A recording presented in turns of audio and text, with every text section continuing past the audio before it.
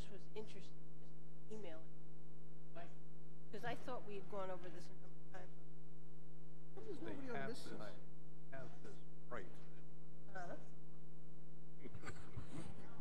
Well, do they usually change the figures from February?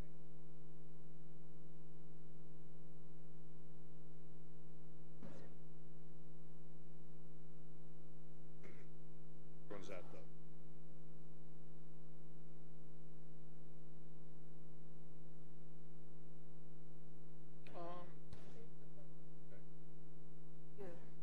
You have a better handle on that than I saying.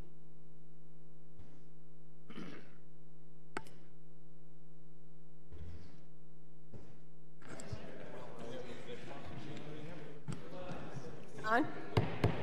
I'd like to call the December 5th 2018 Board of Selectmen's meeting to order at 6:30.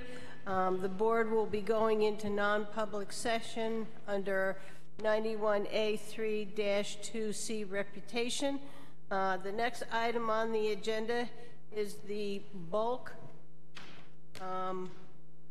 vote, and we have the weekly manifest of November 23rd.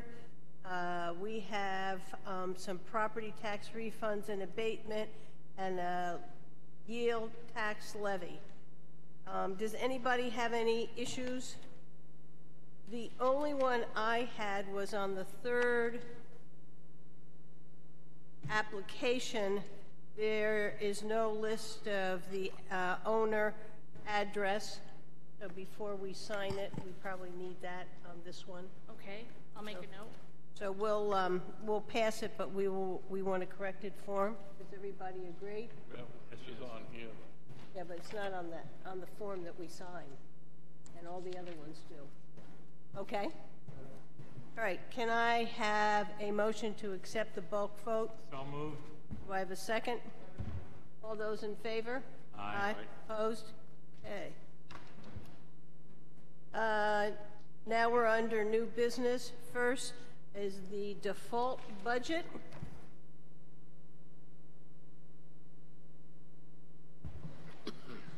Hello. Let's move that down. Sure. Is that okay? Okay. Yeah, sounds good. Okay. So I have the proposed 2019 default budget. I hope you all had a chance to review the document that I submitted. The number I'm proposing tonight is $26,856,570. And I'm happy to answer any questions that you might have. Does anybody have any questions? I did review it, and the methodology was very good. I didn't go through every line, but I was very pleased that it was the way it was done. Does anybody else have any questions or comments? Hearing none, can I have a motion to accept the default budget? Do I have a second? Second. All those, any further discussion? Aye. Aye. Aye. Okay. Next item is town revenues. Okay, so I have the revenues as well. The only thing I want to point out about the revenues is the lower portion on the second page under interfund transfers. Some of those numbers are contingent upon the warrant articles. So if you're on the second page under on the lower portion under interfund transfers, there's a section. And some of those numbers have revenues included in them that might be contingent upon any changes that you make in the warrant articles. So right now I have what we have to date, but if you change anything, that could make a difference. Okay. Does anybody have any question? Again, I looked at the methodology. It looked very good, very satisfied. Can I have a motion to accept the revenues? So move. Do I have a second? Second. Any further discussion? Hearing none. All those in favor? Aye. Opposed? Thank you very much. Thank you. Next item on the agenda is the Brewster Building Budget Revisit Report.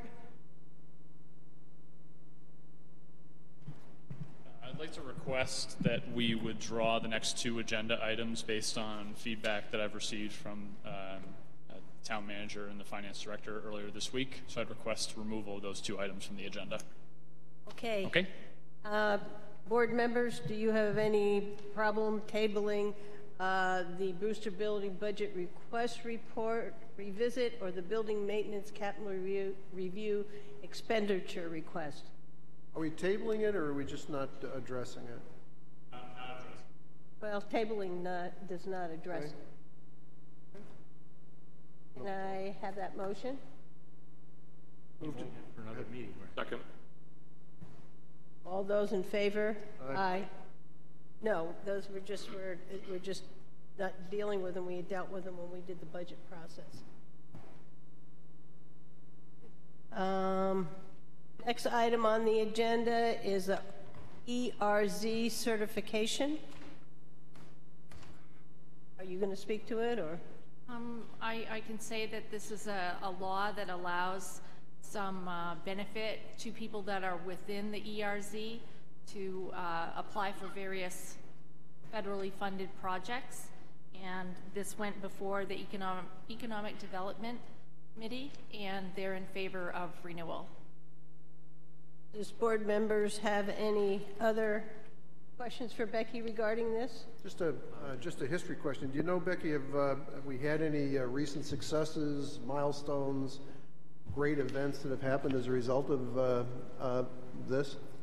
I would say no, but I am happy to start working on that. And in fact, I may in the next month or so propose an addition to the ERZ zone. And that was talked about at the EDC, and they're looking at maybe putting the bank building in the zone, which it isn't now. As I recall, GI Plastic, PSI, whatever it is, I think used this because that's another area. Okay. Speak to this quickly because I actually prepared the request. The ERZ is an offset to the BPT and the BET. There's a maximum amount of tax credit relief for the state of $825,000. How that actually gets distributed on an annual basis is really up to how the agency actually decides to do it. In your request that I've included in the packet, I actually included a note that we intend to submit a subsequent request including the bank parcel. So we haven't done that as part of this renewal, but we're indicating to them that we will probably come forward with that request. In this particular ERZ, I don't believe there have been any projects that have taken advantage of the tax credits themselves, but that certainly doesn't mean that we can't do that in the future. One important thing to note, though, the ERZ program is scheduled to sunset, I believe, in 2021 or 2020, meaning that the program would go away. But I think there will be an opportunity for advocates and potentially municipalities to advocate for keeping the program. So if we see success, I would urge us to do that at that point in time. When did this? When did the town? And maybe you don't know, and that's okay. Yep. When did the town first adopt this? This is actually adopted 5 years ago, so this is a 5-year renewal. Past 5 years, we haven't had any, but we're Correct. hopeful we'll get something in the next 20 months. I think that should be a goal of ours, but we're not guaranteeing that we have tax credits awarded as part of this, but at least sets up the opportunity to do so. When these ERZs were set up, there was actually a mail out. I ran into this in our records. There was actually a mail out to the businesses in the ERZ, sort of alerting them to the fact that these tax credits were available. It's something we could potentially consider doing moving forward too, so that potentially we do get some funding in the next 20 months. Isn't there some kind of percentage of employees or some kind of formula that made it harder for some smaller parcels to do it? Yeah, I mean, it is generally harder for smaller businesses to get relief under this program, but I don't think it's out of the question. Does anybody, I think, Dave, you wanted to make a comment. Just commenting that as you come into Rochester on Route 11, there's a big sign on the right with a lot of text about the economic zone being available. Maybe we might want to put a sign up so somebody going down Center Street, for example, could know that there is such a thing. Yep. Or maybe ask Paul Zimmerman if you could put it on his lot. He has a big vacant lot. Potentially. Many communities actually have gone that route where they have, in Rochester, Dave's absolutely right, there's you're now entering an ERZ zone sign right on Route 11 there. A lot of communities have done that. I don't know if that's the most tactful approach or approach that we want to take, but we certainly could do more to make it clear that there isn't an ERZ present. I think we could do some more to make sure that's clear. Any other questions? Thank you, Matt. Yep. And I have a motion to recommend reapplying. So moved. Do I have a second? I guess it's called renewal. Second. Any further discussion? All those in favor? Aye. Opposed? Okay. Library update. Hi, I'm Cindy Scott, the library director, and I wanted to give you an update on what's happening at the library. We got off to a little bit of a slow start and got a little bit behind schedule because we had a delay in the site, people being able to get onto our site due to a delay on a project they were working on before us. But now that they're there, everybody's working hard to try to catch up on the project as quickly as possible so that we make up lost time. Outside the library, you'll notice that the driveway that we have has been closed off, and we now have a temporary driveway about 50 feet south of the old library driveway that people go in on. It's dirt, and we also have had the main entrance closed off. So the entrance now is the rear entrance to the library, and we have a new book drop back there for people as well to return materials into. That's an outside book drop. On the inside, what you'll find is that they've put a wall down the long way down the library. If you haven't been in, you should come in and take a look at it. And as of this morning, they had closed the opening between that wall and through that wall so that the construction people are on one side and we're on the other. We can hear them using saws and various items on the other side of the wall. And they're working on getting the concrete cut so that they can do the footings for the new roof structure that we're going to have. This is pretty important to get done because of the winter. We need to get that in place, and as well we have developed some new roof leaks. The thaw on Monday, we had water coming down on a staff computer. So it's a good thing this project passed, because otherwise we'd be dealing with these issues without a solution in sight. So I'm very grateful for that. So as soon as the new roof structure gets overhead, we'll be able to have them mostly working out in the new area out front and a little bit less inside the building, but we've got to get all of these footings in and the restrooms that are where the old periodical area was. We have moved the periodical section to a little nook by a window, and we are actually getting a lot of positive feedback about that space. So we are not just getting complaints, we're getting a few complaints about the driveway and about the library being a little darker, but for the most part, people are very excited about the project, and we appreciate their enthusiasm. We have moved almost every single item in the library in order to fit into a smaller space, so people have to ask for assistance if they can't find anything, because we are flipping collections. We are also storing portions of collections that are not heavily used, such as the archival collection, and we'll be relying on interlibrary loan throughout the state to make up any lack that we might have temporarily. We're also going to be changing our hours starting next week to allow more time for the construction workers during the day to work at the library. We're open a lot of hours, pretty much all of the daylight hours, 6 days a week, and they need more daytime hours to be able to get things accomplished and use the really heavy-duty jackhammer, which you cannot hear at all. You can't talk when you're in there when they're using that.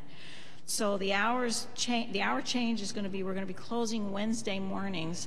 So Wednesday hours starting this coming Wednesday, the 12th, will be noon to 8, and starting the 14th, we will be closing on Fridays for a period of time that has not yet been determined how long it's going to be. This is mainly to get these footings done, and then it's temporary. We'll reinstate hours again when we get further through the process. Also, I want to talk a little bit about the solar initiative, which we have been working hard on. However, we've run out of time in order to have something go in the 2019 budget cycle. So we're going to keep working on that and bring it forward for the 2020 cycle. There are a number of issues that still have to be resolved before we can move completely forward with that. And on funding issues, the town manager's been working on bonding issues, which I greatly appreciate. And the foundation will be meeting next week, and we'll be doing a transfer of funds shortly thereafter to the town. And the trustees have already approved transferring what remains in our building fund to the town. So that should be also received by the town before the end of the year. So if you have any questions, I'd be happy to answer them. I just have one. Can you tell the public where on the town website they will be able to find the library hours as you change them? Well, you need to link to the library's website, but I believe also that it has been put on the town website. Ann Marble put what the hours are on the town website. So we're going to try to get it on the front page of the home page? Yeah. Yeah, Okay. we have it on our homepage, and I believe it's been posted. I'm not sure exactly. Yes, I'm getting a nod from Matt Sullivan in the back, so it will be. So it has people been wanna look, posted. they go to the I've homepage. also gone on television and done a couple of promos, and we have things in the newspaper. We have signage. We're working on trying to get the word out. Facebook has been. We've had one of the most popular responses for hits on our Facebook posting about the change in the hours. There's a lot of people who really are interested in the project, and they love the pictures that we're posting on there. Is any other selectmen? Paul? I wanted to just comment on the solar project. And I think Cindy said it right. We ran out of time. Yes. Just so that the public knows, this was an opportunity for Wolfeboro to become a net zero town, at least in its library, and we did run out of time. There's a lot of critical issues that I think need to be dealt with, not only on the funding side, but also on the policy side inside of the town of Wolfeboro, specifically in the municipal electric department. And Madam Chairman, I'd like to make maybe not a motion, but I'd like to keep this on the burner, on the front burner as we go along, so that we don't find ourselves next summer running out of time again.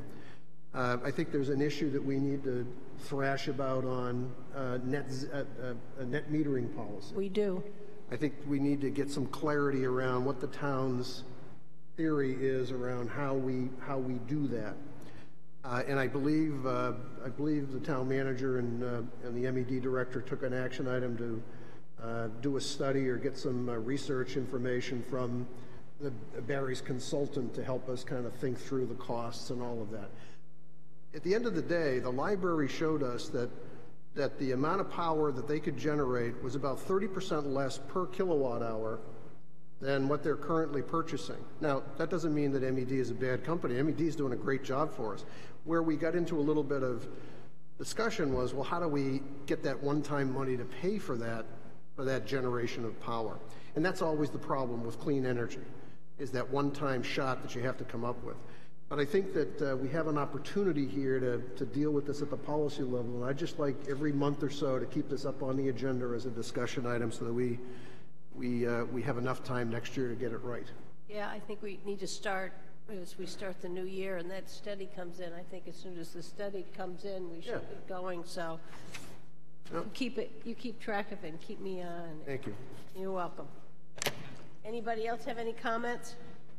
Okay. Thank you very much for coming regularly to let us know where we are. Next one is the use of Kate Park for a wedding. I might say that the parties that were interested in this were not able to attend tonight. They're requesting that you approve it without their attendance. My only concern is that they understand that that park is open. In the past, it's one of the places that we have allowed snowmobiles to come up and park, as you can see from the Kate Park, February 21st. So I don't know what the board wants to do, but I think any letter we send has to explain it's open to the public, and that's, they could end up having snowmobiles parked there if weather is great. I'll make a motion that we approve this request for a wedding at Cape Park on February 21st, 2019. Second that. Okay, and we're going to ask the town manager and agree that the town manager sends a letter with those conditions? Okay. Any other further discussion? Hearing none. All those in favor? Aye. Opposed? Okay. The next item on the agenda, and Becky and I weren't able to talk on this agenda before it went out, is the old cemetery location on Middleton Road. And it's my understanding that that is handled by the town manager's office. She's the one who has all the information, so I'd like to table this and send it back to the town manager's office. Anybody have any issue with that? Could I elaborate a little bit? Sure. I understand that there are something like 4 lots that are available, but that prior to my arrival, there was a policy, or an unwritten policy perhaps, that they were only going to accept burials in the new portion. So this would be an exception to what I'm told was an unwritten rule. I don't. Does any member, Dave? Well, that's what I was going to ask. How many plots are left? The last I knew, there was something like 12. But if it's down to 4, I think if somebody's requesting that they be buried there, I don't see any reason why they shouldn't be. No, my understanding is that they have the map. When that cemetery is filled, we go over to the new one. Yeah, unless somebody requests to be in the new one. Huh? Unless somebody Yes. we had a request Yes. for the new cemetery. Yes. So they have all Inclined to allow it if there is space. that's exactly what we're saying. I don't know of any rules that says Dave. I think if you check into it and just tell us how many are left and maybe even a plan of where they are. I think they're way down in the back, but I think there's still some 1 or 2 up front too, from what I remember of it. Yeah, my feeling is that we should send it back, that we have no problem as a board filling in that cemetery up and then going to the cemetery across the street, and they have the map to do that. Does anybody have an issue with that? Nope. Okay, enough direction? Okay. The next item on the agenda is a commercial vessel landing permit for the dive for 2019. And I don't seem to see anybody here from that group, and I was wondering whether the board would want to table this as a 2019 permit. We have been trying to get some more information on it, and I would like to have an opportunity to make sure we have all the information regarding this boat. So I don't know how the other members feel. I feel the same way. I'd like to table this. I think there's some other information that we need to get. There's nothing on here about times of days when they want to come in to the docks. I'd like to see a certificate of the captain of the vessel. I think there's some information we should follow up on from Alton and Laconia as well on this. So I'd like to make a motion to table this. Okay, any further discussion? All those in favor, aye? Aye. Opposed? Okay. We've passed that one. The bike signage location, Dave? Hello, did you get the package and did you get a drawing with that to go with that also? We got a picture of it. Okay.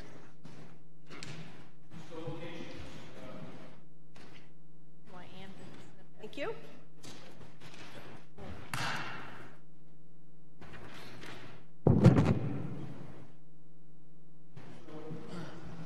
The remnants of the Pathway Committee, Jim Knupp had asked me about the sign, and I'd talked to the board about this, I think almost over a year ago. We had talked about this, and I think you said, we'll come up with a location, we can stake it out, and then, because we have to have your approval first before we go DOT. DOT will put the signs up, but we had to get the locations, and it just got put to a back burner, and Jim finally got to me enough, and we said, hey, look, how about these locations? Because we were stuck, if you're coming north, we wanted it to be for the village, so that when you have the parking there, that the motorists be aware that the bicyclist has a right-of-way, and that they can use the full lane. and that if someone's in the middle of the lane, they don't be beeping the horn. They have a right to that. And we want to, you know, between Carpenter School and Sewell Road is the area that they're concerned about. So the signage closer to Pickering Corner was getting lost. It was too early. So now we're looking at the island right between where the new bank is and the entrance, the upper entrance to Hunter's. Mm-hmm. And that's the first location where you'll be heading north, and then coming south into town from North Main Street would be just upstream of Sewell Road. And there's no parking there, so both of those locations would be adequate from a sight distance because there's nothing in the way. And if the board is okay with that, then we would go for the next step to Bill Lambert and DOT. My question is, I thought that there was parking on the side of the road just past the Wolfeboro Inn. Not for the first 20 or 30 feet. Okay, so it'll be in the first 20 or 30 feet. It'll be right on that corner, just adjacent to where we have some other signage there. But yeah, there is parking. As soon as you go up a little bit, you're right, there is. But it's right there, it's like an angle, no parking. And I'll put this up. I don't know if the television camera can pick it up. Board members, does anybody have any questions or concerns? Comments? Hearing none. Can I have a motion? Move to approve the location proposed by Mr. Ford to go along to for two locations for bike signs to be proposed to New Hampshire DOT, Dave? Yes, Bill Lambert will be he's in charge of signage, so once we have this vote, I can tell him that we're supportive of it. To be proposed to the New Hampshire Department. Do I have a second? Any further discussion? Hearing none, all those in favor? Aye. Opposed? Got that one. And I think you're the next one, order distribution increase for the 2019 budget. And this is, it looks like it is an employee is getting married and therefore will move from a single to a family. And we need to send this change to the budget committee. Does any member of the board have any issue? Okay.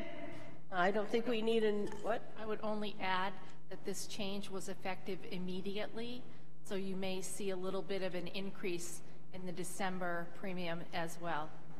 It's okay. That's fine. So this will go over. Great, thank you. To the budget committee. Thank you. All right. Next item on the agenda is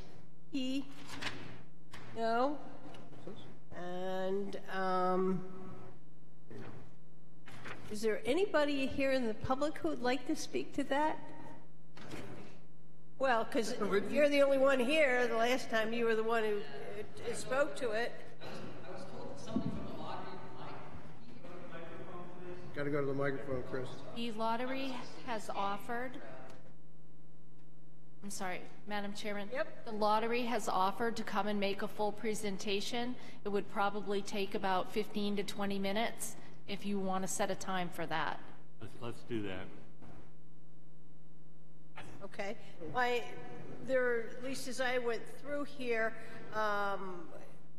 the law is to help with kindergarten and paying for it, and it provides funding to school districts for full-day kindergarten with the intent that the funding will eventually, but not immediately, come from the proceeds from Keno operation in the state. So it looks like a great idea in terms of helping with kindergarten education, but it doesn't seem to me as if they're necessarily set on that. I think the Liquor Commission was the same way. It didn't always do that. Well, do we already get the benefit, even if we don't have Keno in our town? Yeah, come on up, Chris. You have a question? Yeah, my question is, do we already get the revenue benefit, even if Keno is not in our town? My understanding is that is correct.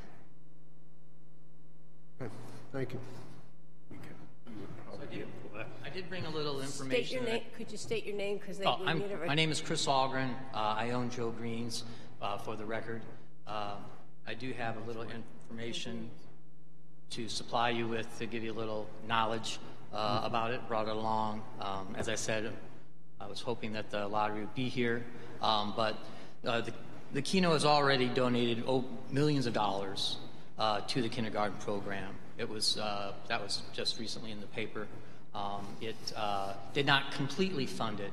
I think perhaps maybe the miscommunication was that the goal is it will eventually be able to fund all of full-day kindergarten, but currently I gave a couple $1 million and they needed like another 8, so it was a fraction of it. Selectman O'Brien, you are correct that as of now in the legislature that you do not have to be a member, a town that is a member, in order to receive the benefits from it, because it goes statewide. It's my understanding that there is a bill. It's my understanding, based on what the guy from the Lottery Commission said, that there was a bill being brought forward to change that. The odds of it getting passed and all that are whole nother story, but that's just a cautionary tale. But essentially what Keno is it's really no different than basically anything else in the lottery. It's certainly hardly any different than a scratch ticket. Essentially what happens is there's a screen that pulls 20 numbers out of a total of 80 possible numbers, and then there's little things you fill out that are similar to like when you play Mega Bucks. You pick an assortment of numbers. It's anywhere from 1 to 12 numbers you can pick, and you can bet as little as $1, and it's done by a kiosk. And what happens is you sit there and there's a drawing every 5 minutes, and it just shows what 20 numbers were selected out of the 80, and if your numbers match, then you win whatever the selected prizes are. Bingo. It's kind of it's like a form of bingo. Bingo with a K. So it's fairly innocuous. What's interesting about it is it's only available in what they term as pouring establishments, meaning where they pour alcohol. I think it's under Chapter 178, 18, 19, and 20, or 2020, right in there. There's some of that information on this PowerPoint. So it's designed only for basically restaurants with lounges, or at least restaurants that sell alcohol as well. And the cost to the town, I can't really imagine being any nominal amount. It's really no different than the lottery. I mean, currently now you can play scratch tickets online live with the lottery. I don't know, it's something that's relatively new. I heard about that. I double checked it before I came in, but you can literally go on the lottery right now, put in your debit card, and play live scratch tickets right there. So, I mean, that's all far more dangerous than what this is, in my opinion. But that's pretty much what the information I can have to offer you. Like I said, I went over it. It's already in Alton, and it's already in Ossipee. And go ahead. Any establishment can then decide, who serves liquor, can decide to either put it in or not in their facility. That's correct. So you could have it in yours, and 5 others could decide not to.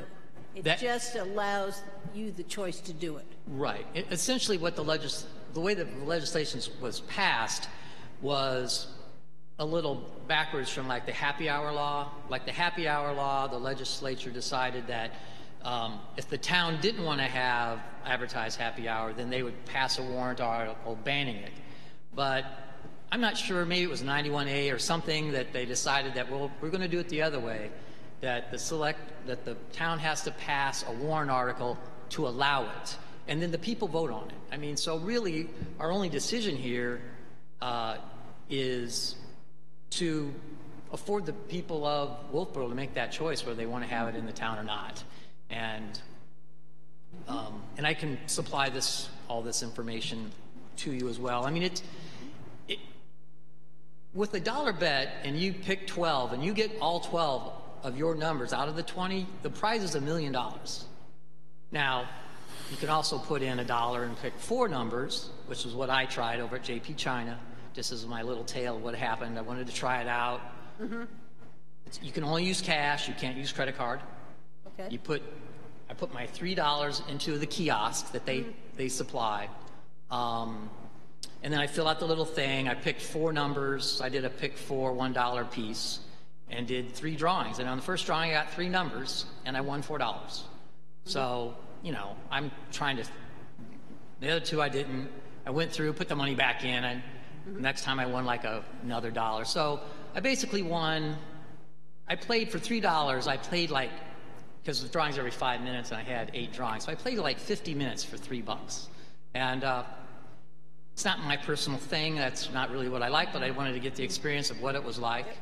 And it wasn't very busy there at the time, but it seemed like it'd be something that you could have fun with, sitting with a group of people you knew, and if other people knew your numbers, and you know, you could have a little fun sitting around doing that. But I think that just about covers kind of the basics of it. You know, like I said, it's really not much more than that. My license fee is $500, and anyone else's license fee would be the same. They supply all the equipment. Okay. So, and then the place establishment itself receives 8% of the wagering. 70% of the money goes back for payouts, but then there's like 2% for administration, 1% for some gambling help. So then that remaining portion, which is around 20%, goes toward funding the schools. So that's kind of the gist of it, and much of that information is contained with this information I brought along, and I brought, you know, certainly enough for you, mostly for you to see, and a couple of extras. If I read the memo here and I read the backup information, one thing about this is once we put it on, have a public hearing, put it on a warrant, it cannot be changed at the deliberative session. Which is, I just read that there, which I don't see any reason. It is what it is. Does anybody have any questions or concerns? It looks like February 20th, we would be required to hold a public hearing, and then we could then put it on the warrant. But it seems like we have to have the warrant ready before that date, Becky. You have to have That's what? I'm now starting to have some. Have what? Warrant needs to be done, I think, by the 3rd or the last Monday of January. It's very tricky because it also needs to be published in the town report. And the deadline for that is way before February. So I think we've got to get some opinion on here on how we do it. I think we'll need to get an opinion. We want to do it right. Right, sure. So I think the date, I have a question about the date. So board members, what would you like to do? Shall we table this and have it come back after Becky has been able to get the information on the correct date and timing for us to get this on the warrant and have a public hearing? Or does somebody have an issue with it? Well, I guess, Mike, why don't we just go ahead and say, let's schedule a public hearing, town manager get back to us with the date certain for that day. If you don't want to table it, what you could do is put it on the warrant and pass over it or strike it if the public hearing doesn't. We can't change it at the deliberative session. I think I would like some kind of a legal opinion on it, and we're going to meet next Wednesday to decide on the final, to say on the warrant. We can have that answer and have a date. Fine. Does that make sense to you? Yep. Yeah, I'd like to be certain and I just have want to move the, you know, it looks like it's going to move towards to the warrant, and I thought the question was, what's the right day for the public hearing? If that's the wild card and we need to wait till next Wednesday, that's fine. I just would like to have the opinion that we are doing it correctly. First, that's what we're going to do. Okay, I would sounds say great. our intent is to get it on the warrant and schedule a public hearing in the right time frame. Okay. Okay. Thanks, Chris. Okay.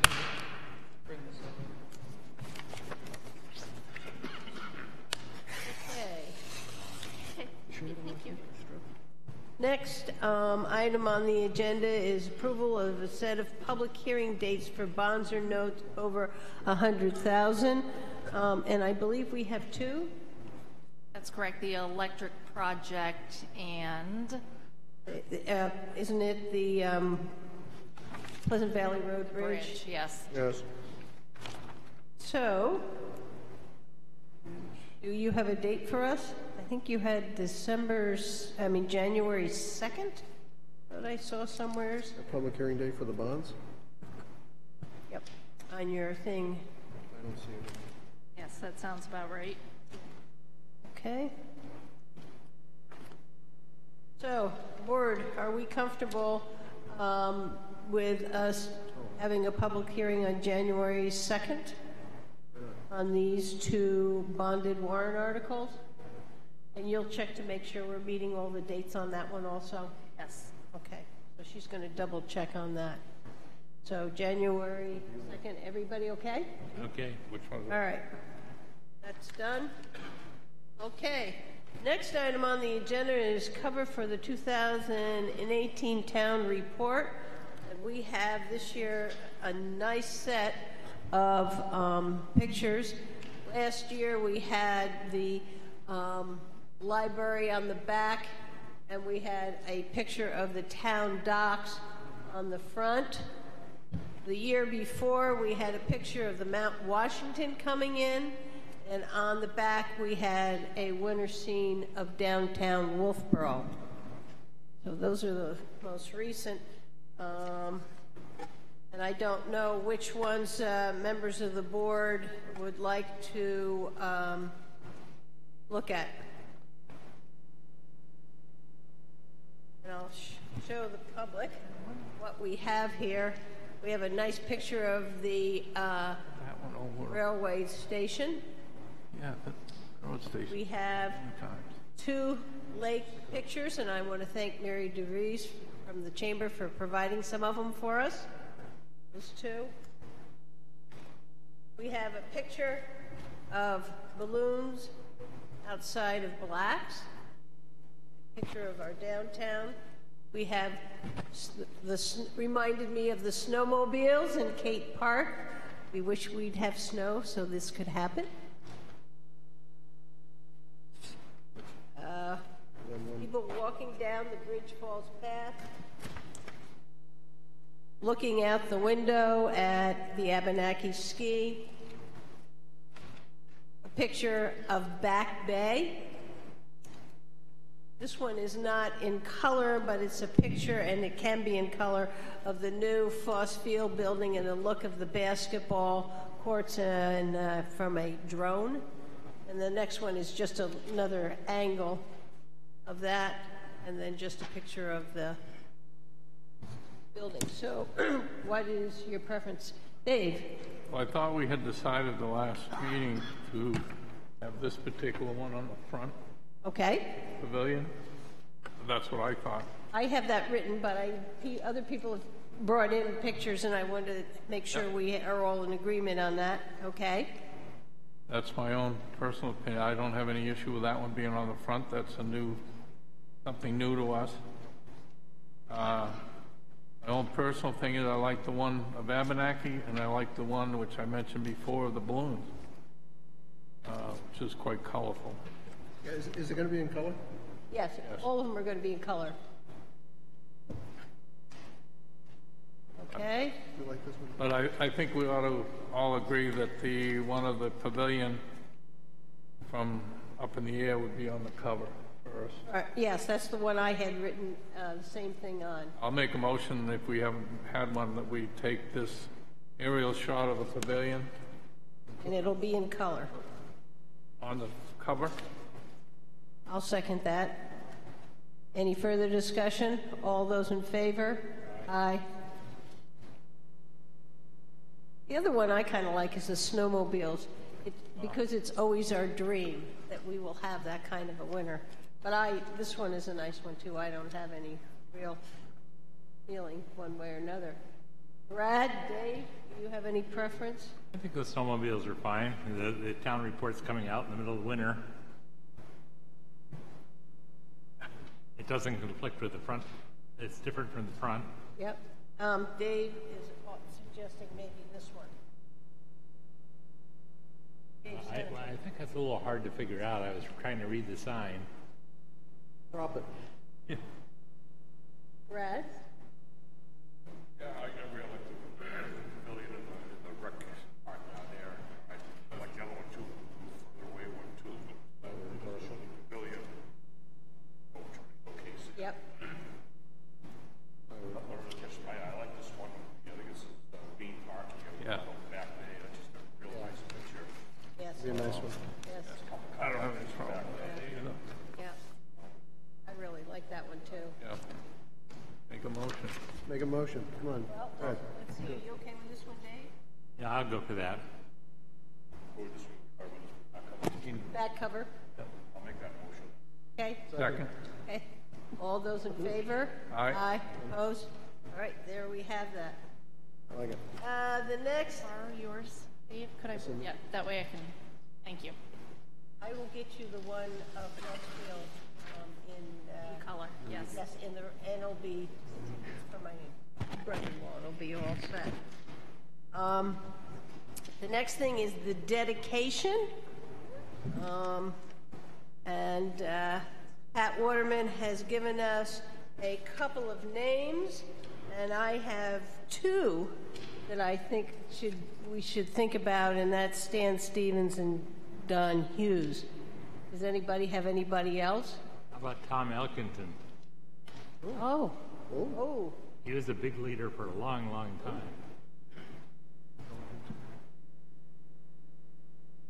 I didn't get that list. I didn't get the list. It's on, yes, you did. It's in this, Piece of paper. this paper where she gives her memo on the back. They're listed, them. Do you need my copy of mine? Okay. I did not get that. In my Yeah. packet.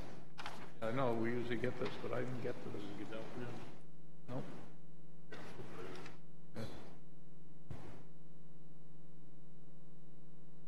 I think Tom Elkington has been an important person in the town. We usually have done it with people who have served, but I think he's somebody who's been very supportive of the community. He just passed away. Who? Vaughn Bernier. Okay. He was on the budget committee for many years. Okay, Vaughn Bernier. Last year, we had quite a number, as I recall. No, I guess it was your mom in memory. Roger Moody, Bernie Rannigan. There were 1, 2, 3, 4, and I think other years we've had more, depending upon. My feeling is the one who I think we should definitely have a picture of, and maybe a memory is Stan Stevens because of his role. Agree with that. And then maybe Vaughn Bernier, Don Hughes, and Tom Elkington. Yep. Is everybody comfortable with those 4? Sounds good to me. Okay, and we need to get pictures and a little write-up. Alrighty. Takes care of that.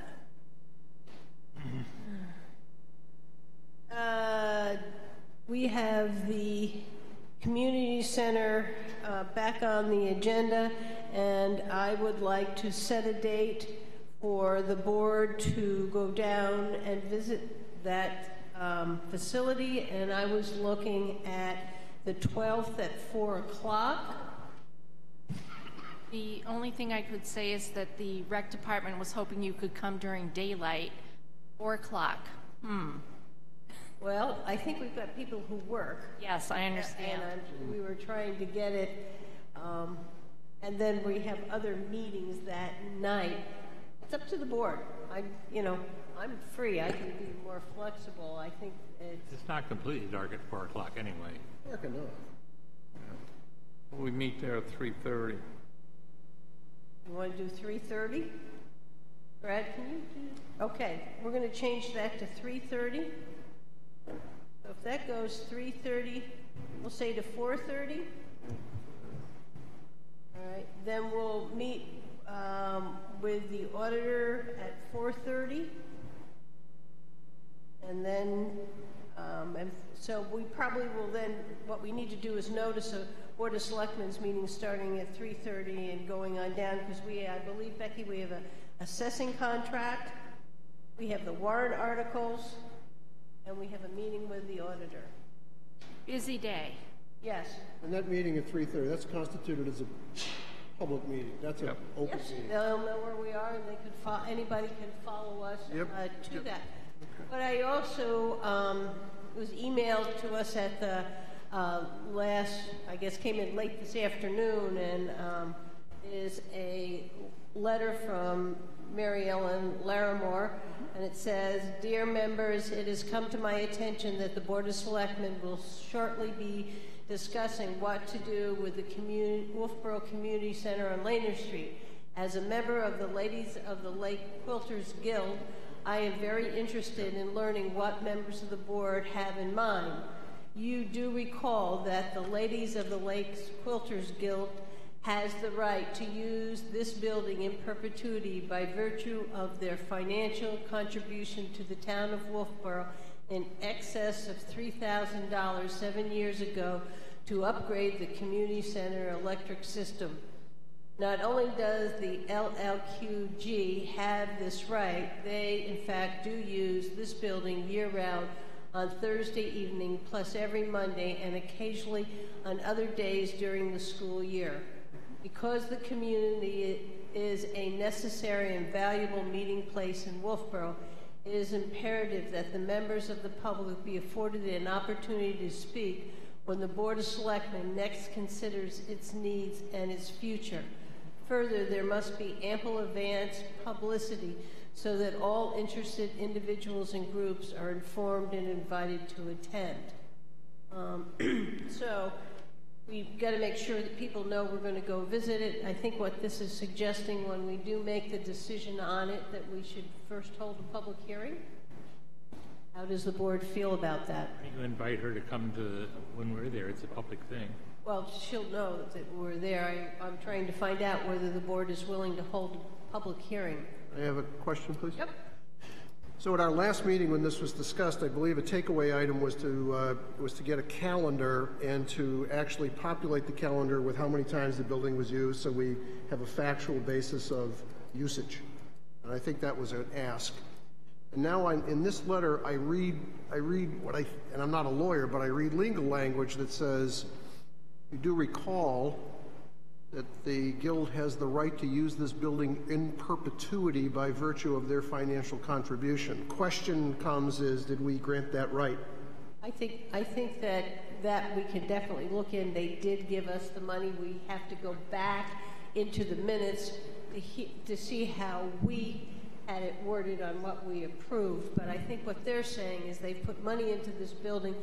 They would like to have a public hearing in order to speak to their use of that facility. I'm not.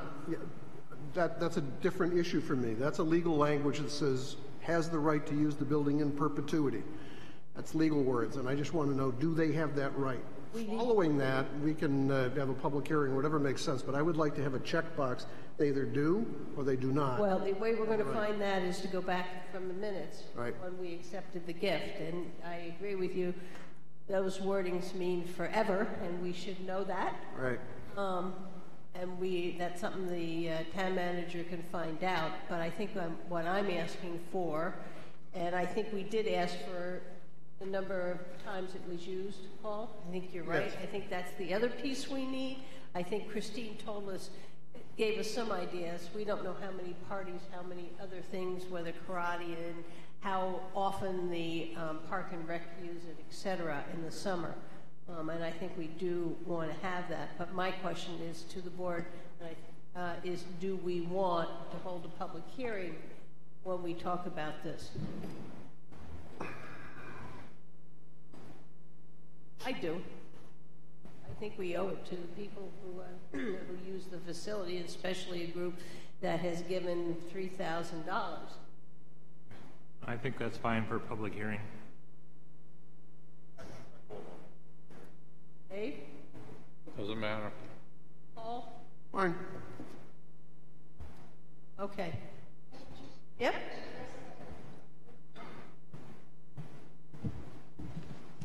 Ann Marble should have, Sarah Silk, Ann Marble should have in the file someplace the document that was written up by the town and given to the quote group.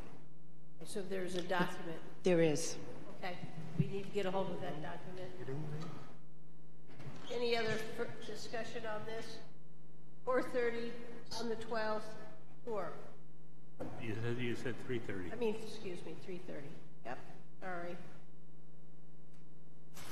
Okay, now the fun time of the agenda is the town warrant.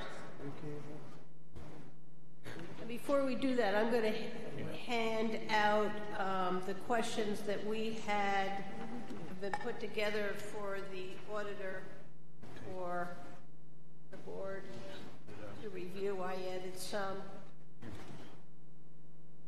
All right, the warrant. Thank you.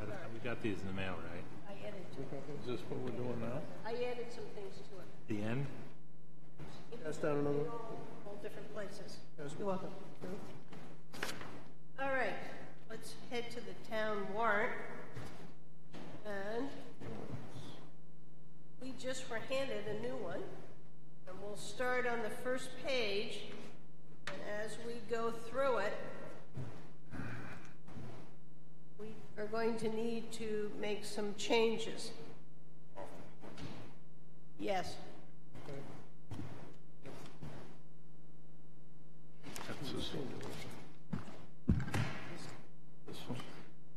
I have a question. How come 2 zoning board of adjustment members for 3 years is crossed out? There was considerable debate about how to transition from a non-elected, an appointed zoning board to an elected zoning board. Okay. Here. So there has been considerable debate about how to transition to the elected zoning board, but in reviewing the record on the existing zoning board of adjustment members, we've identified some discrepancies in the vote of the Board of Selectmen from 2018, principally. 2 members, Tim Cronin and Luke Freudenberg, were appointed for terms of 1 year. I think what was intended there was to prepare for the 2019 election. In fact, in 2018, we still were under the appointment structure, so those members should have been appointed for the full term of 3 years. So what we've been advised to do is actually come back to the board, which I intend to do at your next meeting, and request an amendment to the record, essentially, to make it clear that those appointments were for terms of 3 years. And the reason we have to do that is because the statute provides no flexibility about terms of ZBA members. They are to be 3 years. It's very clearly structured. So does that make sense?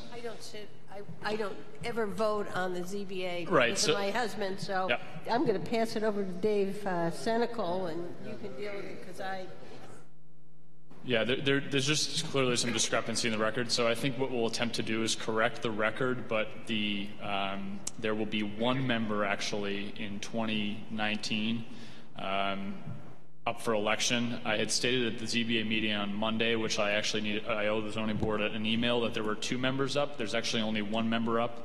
And that would be for, actually, Sarah Silk's seat. Sarah is seated for Chris Franzen's term, which is scheduled to be done in 2019, so that seat will become available via election. 2/19. Okay, and what do we do with alternates? Do we still appoint the alternates? The ZBA is responsible for appointing alternates under statute. So we have 2 alternates, Dave Senecal and Suzanne Ryan, that we appointed to 2019, so their terms will be up and then will be appointed by the ZBA. Yep, so Suzanne Ryan has already resigned her alternate term. So Dave's term, the agreement in Wolfeboro is really that the selectmen recommend an alternate to the ZBA, and the ZBA subsequently appoint that alternate as an alternate, or that recommendation as an alternate. Thank you. Yep. Thanks, Matt. The next one is C, and that's Keno, and we've already decided to move that one forward. Adopt all veterans tax credit. Does anybody have an issue with that? And I'm assuming that wording is correct. The next one, the Purple Heart Plate. Just a point of order or point of information. So I'm going to assume as well, because I looked at a few of these, and I don't. Again, I'm not a lawyer, but I looked at a few of these and want to make sure the wording. We're not going to question the wording. It's the intent of the warrant article we're looking at. I have some changes to wording. These I don't, but I do down the way have some changes. And my understanding is we used to send it to town attorney. Are you going to send it to town attorney or DRA or someplace to proof it? They both get a review. Okay, so we'll get right wording after. Okay, got it. Thank you. We're going to be as close as we can be. Yep. I got it. Okay. Thank you. So Purple Heart plates are going out. The next item is the special detail fund, and we have 3 possible warrant articles. The first one talks about the police commission having the opportunity to either put the money in the general fund or take the money and use it for general police items. Is my reading, and it's asking to replace a warrant article from 2006, which stated that the money had to go into the general fund for police special details only. So it doesn't give the police commission any opportunity to do anything but transfer the funds to the general fund to repay the taxpayers for paying for the details. As I read these other two, either one of the other two gives the police commission the opportunity to not repay the general fund for the details, but could use it for other police, I think it says purposes. Yeah, right. Question? Yep. So a comment, line 3 under special detail 1, it says the funds placed in the, there's an equal sign, so that needs to be tossed. These are close in words, and they are close, similar in intent. The question, and Becky, maybe you can help, is my understanding is that we want to be in the business of matching revenues and costs. Revenues come in, go into a revenue account, they match against costs. Do either one of these 2 recommendations not comport with that? You don't know? I'm not sure I understand, but let me say that balance was allowed to accumulate in a fund where it was never intended to have a balance accumulate. Right. Yes, and that's an error we're trying to correct. That doesn't mean that we need to change the intent of the initial warrant article. Yeah, let me try to rephrase it. So my understanding is special details take place. Revenues from those special details come into this revolving account. Costs are paid. Now they get paid, to compensation, retirement, if the person is eligible for retirement. All things being equal, at the end of a period of time, there should be a minimal difference between the revenues and the costs. Yes. Because there's almost a netting going on there. It should not be a money-making endeavor. Correct. That's right. Yeah, I'm with you, and I think Wolfeboro PD is with us as well. So the issue on the table is we have some 60 grand. But that's not in these 2 articles. That is in the 3rd article. So I'm confused. Okay, these 2 warrant articles are going to change the intent of the 2006 warrant article that only allows the police commission to transfer the funds from the special detail account to repay the general fund for those details. If I read this one correctly, and this was under the responsibility of the police commission, and these are under the police commission. So that doesn't change. What these two have is saying, well, they could also decide to only put part of the money in for the police detail to repay back the general fund, and or they could decide to use the money for general police purposes. Buy a taser, a desk. You know, it doesn't say what those, and that would be under the auspices of the police commission again. So the question is, these two allow some flexibility on how the money that is collected in the special detail account is used, not just for details, but for other general police department purposes. The 2006 one only allowed it for police detail. Becky is absolutely correct. We have had this fund, and starting somewhere around 2012, the money has started to accumulate. We've been trying to figure out why. The third warrant article is a warrant article, which is Special Detail Fund 3, that will allow the voters to approve taking, let's say, $50,000 for either a car or for a taser. And that would be a specific warrant article. I think the voter is going to be confused. But, you know, it is what it is. My feeling is I wouldn't support 1 or 2. I would support 3, and I would like a set sum to be taken out of that revolving fund, because it's just sitting there. We have no way else to get it out, and to purchase either the taser or a cruiser with that funds, because that's Article H, right? That's H. And I totally support that. Yeah, I support that too. I'm confused by F and G. They're so close. I think people are going to be confused. Well, they're both not going on. Yeah, they are two different possibilities to change the wording in the 2006, changing the wording of the 2006 warrant article to be able to use it for general police purposes. That's the difference. We're looking to choose one of those two then. Or put none of them. Or none of them, yeah. But we have the right to just say, hey, we have an absolutely good 2006 warrant article, and we're comfortable with that, and by golly, we're going to straighten this thing out, and we're not going to allow it to accumulate. Which is why we are going to have it work correctly, is what we really need to have happen.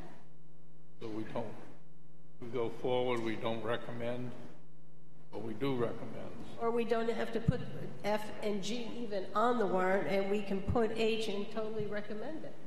And the police department can tell us whether you want a car or a taser or whatever that is and what that amount is. I would support H. Yeah, I guess maybe another way I ask the question, I apologize, I'm a little thick about this stuff, is what problem does the warrant article that the voters approved a decade ago, what problem needs to get fixed in that warrant article? And I think the answer is no problem. Correct. So that warrant article that was approved by the voters a decade ago really didn't create a problem. What the problem is we got too much money in the account. And we're kind of like diving around trying to figure out how to appropriately apply those costs to people. But the warrant article itself didn't get all bollocksed up. No, that's correct. So now if I try to move forward, so then Article F or Article G is moot. That's if you go with Article H, correct? We go with H. We just say, you can have it for tasers or cruisers or whatever. But Article F and G, if nothing's broke in the past, we're not fixing anything. No. Am I missing something? Nope. Okay. I think you're right on. And I think what we are hoping is that we will straighten out the issues. Right. Am I missing something? No. Is it okay if I ask the captain? I guess you already have. I already did. The only thing I see as the purpose that what they're trying to get at is that you will have increase every time due to the fact that we bill for vehicles and admin. So all I can see is what they're probably trying to do is maybe pull that back into our account line item and put it back into vehicles, the extra funds. That's all I can see. See, this was my question. So when we bill, there's a whole bunch of line items. But that, they're all related to details. The whole thing, the car, the this, everything is, if it is covered under details. And prior when I did the accounting of that fund, in the first X number of years, it went in and it came out. Just kept on doing that, and It was a revolved. revolving account. It revolves, but you'll still have a little difference. Yeah. Noise. Yeah. You know, And not a that material amount of money. That will keep going on. And if that accumulates, you can do the same kind of a warrant Which works article perfectly. to do it. But Yeah. I mean, the Park and Rec revolving fund, it has $1,000 at the end. All those things get paid out and put back in. And I thought to myself, well, the $60,000 that's in it, oh, well, that should go back to the taxpayers. Well, but if you're then turning around and asking them for a car, you might as well just appropriate it out of here. There you go. It works. It works one way or another. Yeah. So, Perfect. Dave, Do we have the ability to take F and G off yes, warrant? yeah. I'll make that motion that we take F and G off the table. Second, Paul, any further discussion? All those in favor? Aye. Okay, those are off. On H, we need you to let us know what you want and what the price tag is. And then we will fill that in, because we have a big blank here. We have no funds. It Yes. says that, and that's blank, and then we have down here, it might be a car or a taser. Will you give us the correction? Captain, can you tell me what a fully outfitted cruiser costs? I believe it's 49,000 and change. I think that is the objective of the chief, Yes. is to purchase a cruiser. That's fine. Something. But we need a number to. Yeah. We just need a number and we need the bill of materials. What is it you're buying and how much are you spending for it? And this is where I asked the question earlier about words, and so again, pardon my thickness. We're not raising anything. We're not voting to raise anything. That's the wording. That you have We're voting to release or whatever. You know, I don't know what the right words are. We're voting to But that, I think, is the common... get the money out of the account. That's the common language that you have to do in a warrant article, and Becky can check that, but I believe that's the case. That's correct. Any spending requires you to, quote, raise and appropriate. Yeah, you have to raise. And just to be clear, on the cruiser, I believe the base cost of the car is about $35,000. Yeah, 33 and change, yeah. And the rest is the Upfit. things like the mobile data terminal Stereo and system. Yeah, some And light we bars. should, in here, we should kind of spell that out, Yep. what is going to be included. So if you guys work on that, then we'll just, and we would like to approve these, send to the Budget Committee by next Wednesday. Do you want everything all the way up to 60,000, or do you just want one thing? How do you want that? Just one thing? yes, because there's going to be some adjustments made against Right. the remaining fund balance Yes. during the audit, I believe, Okay. for things like New Hampshire retirement. Yes. Right, Yep. right. And so there may be money next year after we've taken care of that. Okay. This will take care of a chunk of it for this year. And so since we're dealing with language, there probably needs to be some words here that say this will have no effect on the tax rate because it's already Yes? accrued funds. Yes? Whatever the right words are. That's correct. Already in place Tax fund. rate. Yep, you're absolutely right. Okay? And you'll work on that and get us a draft. How about get it to us by Tuesday so we at least can read it before we have to approve the warrant articles and get them to the Budget Committee on Wednesday night. Yeah, I'll get it to her tomorrow. Okay, thank you very much. Thank you, Captain. Okay, next item is the establishment of a dispatch equipment capital reserve account. Let's see, this is in this warrant article, okay, we have the trustees of the trust fund. And to further authorize the Board of Selectmen to, okay, those are in there. Let me see, what's that? budget we don't have.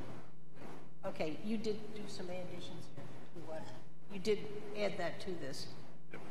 Okay. Because I was looking at my... Yes, you had provided me a memo. I did make those changes. Okay, Yes. that's what I needed to know.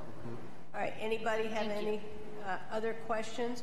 I would like to bold dispatch console, 'cause I think that's really what they are. Got it. Any other words you would like to have bolded? Okay. The operating budget, That is on the Budget Committee agenda for tomorrow night. they will fill in, but we can put the default budget in here, It won't be there. Yes. okay? I'll be there. Anything else on J? Is the default budget a separate article or just It's in one of the lines. What was the question? The article be defeated, the operating budget shall be, and in there is the default budget number. And I would bold the number, and then I would, don't have default in there. Did we put default last year? Did you look at the last year's? How is that way in my corporate line? Yeah, I actually pulled this off the draft in the computer. Okay, so it didn't say anything about default. Let's see what we did last year. Just last year's, yeah.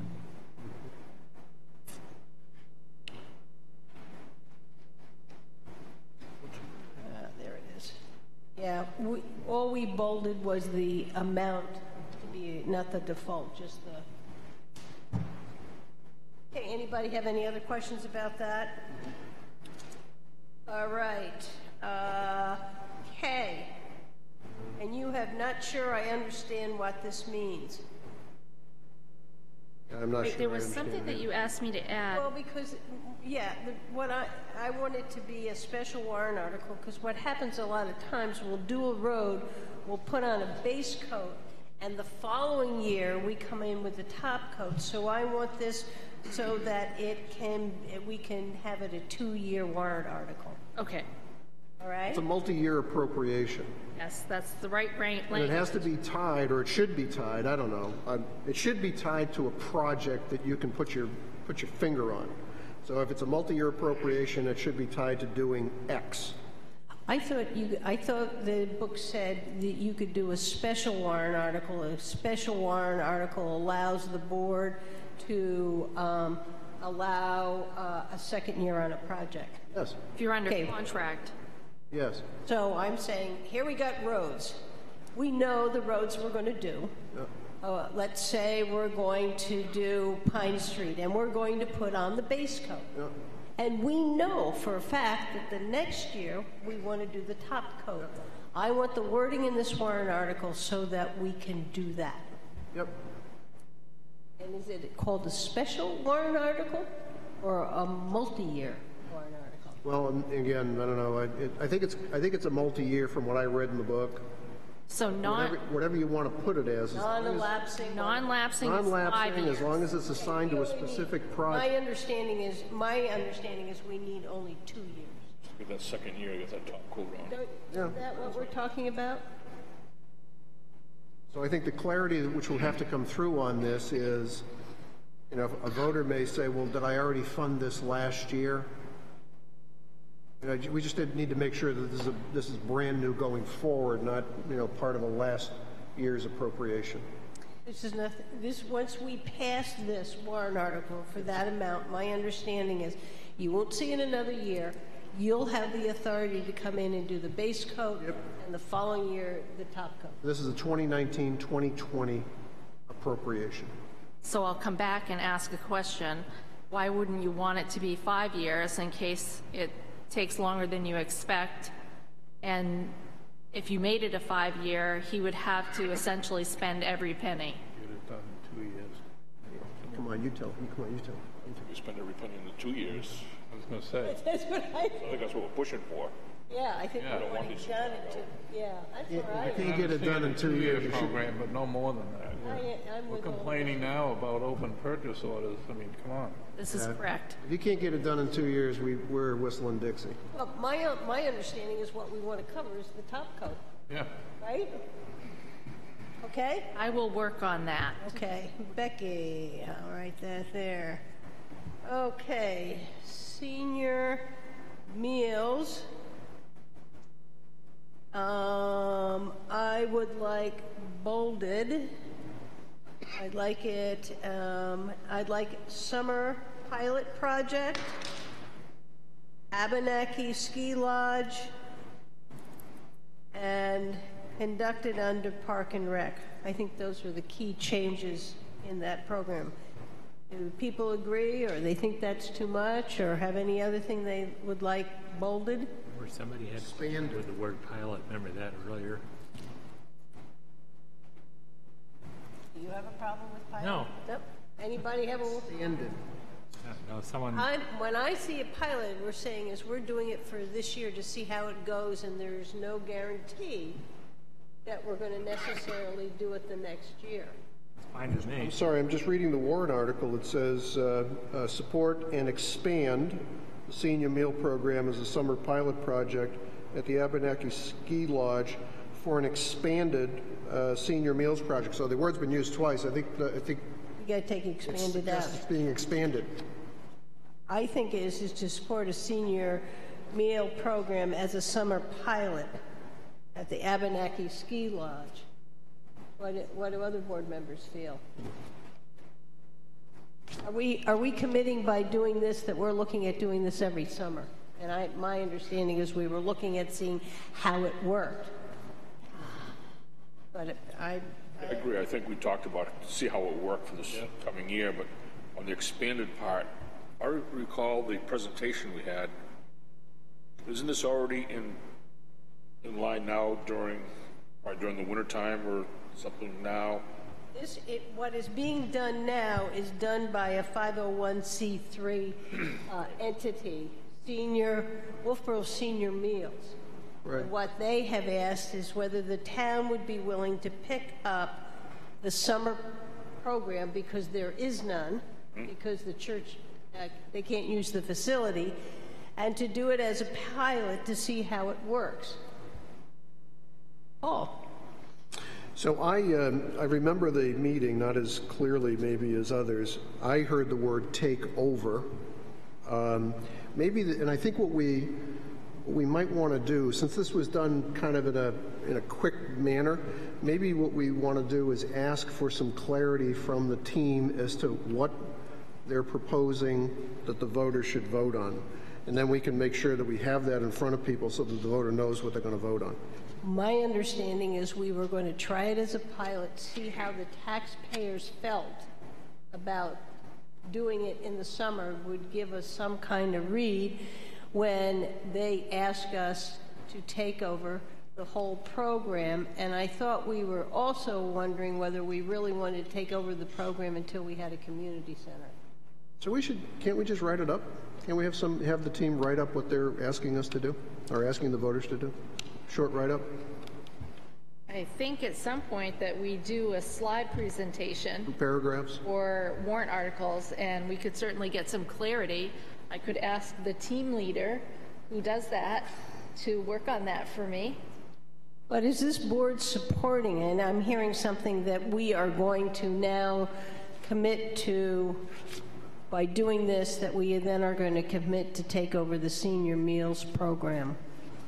And my feeling was that was not what I thought we were going to do. I thought we were sending this out as a trial balloon to find out whether the public wanted to support an expansion of the existing program and have it under Park and Rec. And if they were in favor of it, then that we could look at possibly taking over the whole program. So whatever.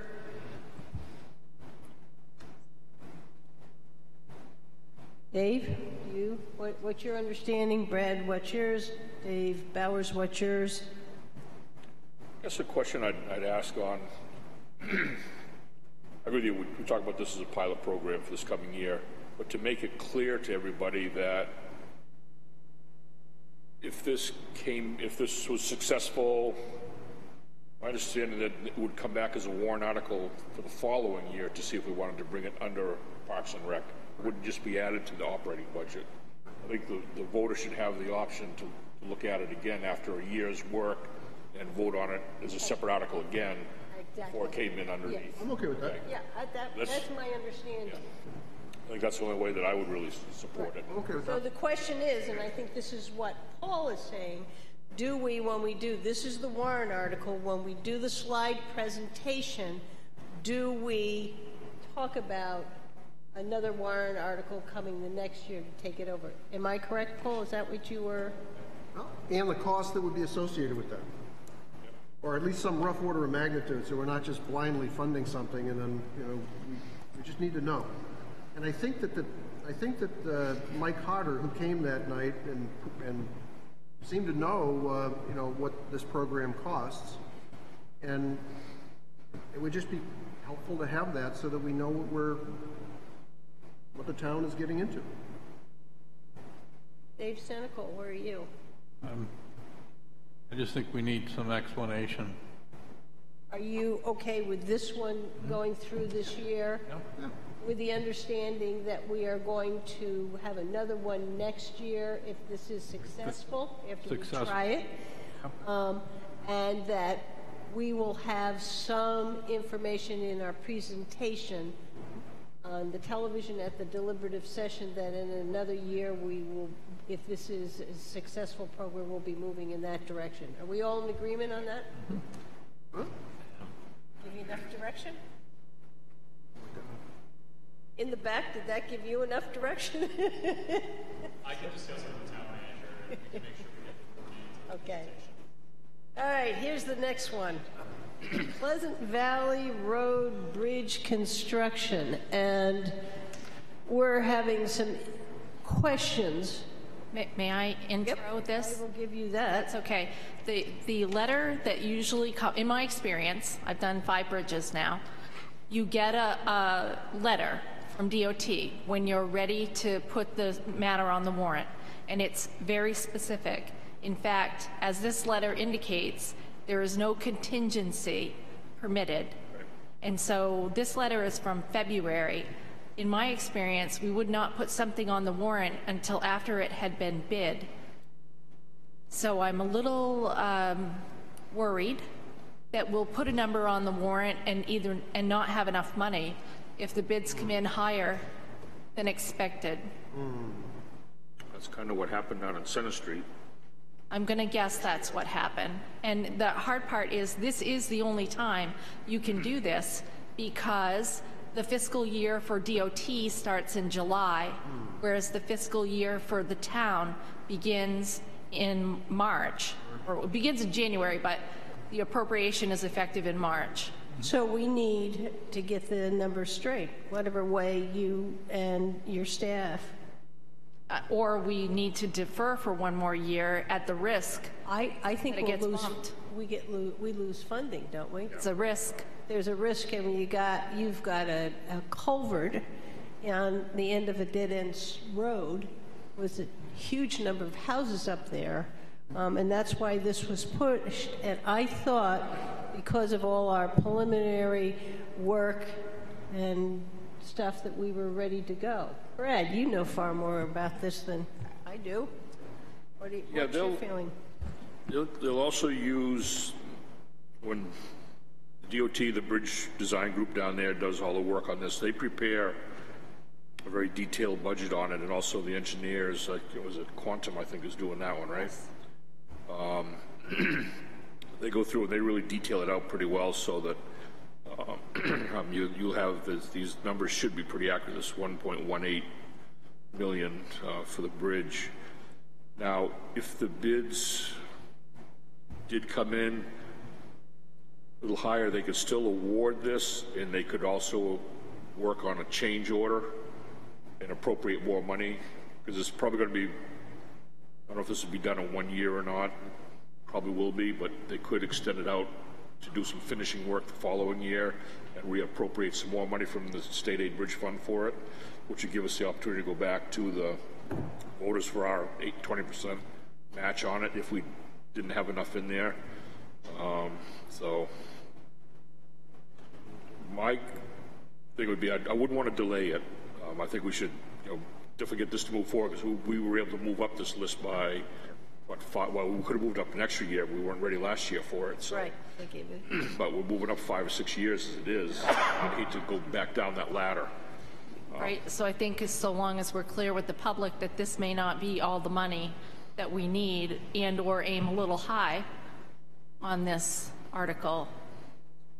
Well, it's our best figure based on the figures that New Hampshire DOT gave us, am I correct? DOT and the engineer, Engineer is supposed to give us the figures. So what you need to do is see if you can get those DOT figures. Because these things too, you can't really put them out to bid because you have to go through their program to put them out to bid. They're not going to allow you to do that till they authorize the funding for it anyway. So it makes it a little bit difficult to put the cart before the horse type thing there. So really pretty much have to rely on the engineer's estimates and move forward with those. So we're saying that we want this based on the engineer's estimate. Engineer's estimate. Okay.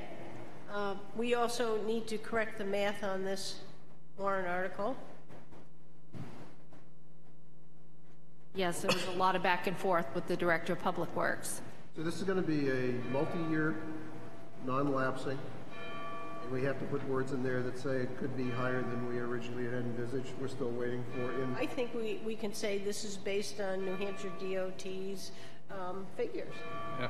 That's where we're getting it from. It's not coming from any place else, right? Yep. Well, you'll use the old DOT bus. Well, they got a system, and we got to fall within their system, right, You Brad? do. Yep. 'Cause you have federal money supports that, so you have to go through all the hoops and everything. So are you clear on that? What needs to be changed? Do you need anything more from us, Becky? Nope. Okay. Next one is dockside parking lot capital reserve. Any issue with that? Dockside public restroom improvements. That one, I thought. When did we get that wording in?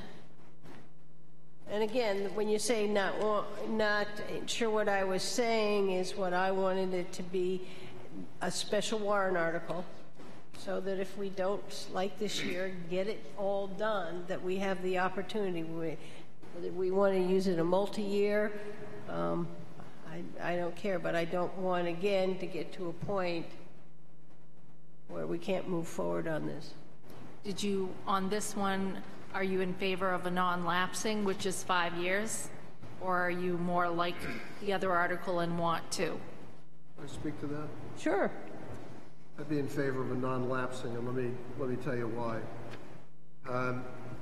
So I don't know how many projects there are down there. I count 4, some people count 5. There's a bunch of projects in that little teeny-weeny space called the dock area. There's the expansion of the docks. There's the resurfacing of the, and fixing the drainage. There's the bathroom project. There's the Smith River. The wall is leaning out. And if you look at all of those projects and you lay them all out on the table, you ask yourself a couple of questions. One being, how do you get all those things done in sequence? Particularly when in the summertime you can't breathe in that place. There's so many pedestrians in there, and in the wintertime you can't work down there. So it's going to be a design and flow chart challenge to get all that stuff done. And rather than choke us with a short-term appropriation, I'd save up the money and then lay it out over a handful of years, because it's going to take a handful of years to do. But this is only talking about the restroom. I understand, but it's like puzzle pieces. The restrooms, the wall. Well, you're not going to tear the restrooms out and not have any restrooms down there.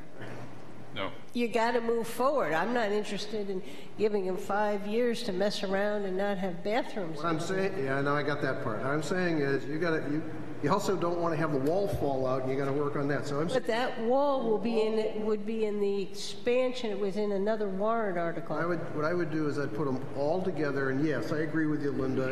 If it takes us 5 years to fix the restrooms, we have and I won't use bad language, we have a bad problem down there.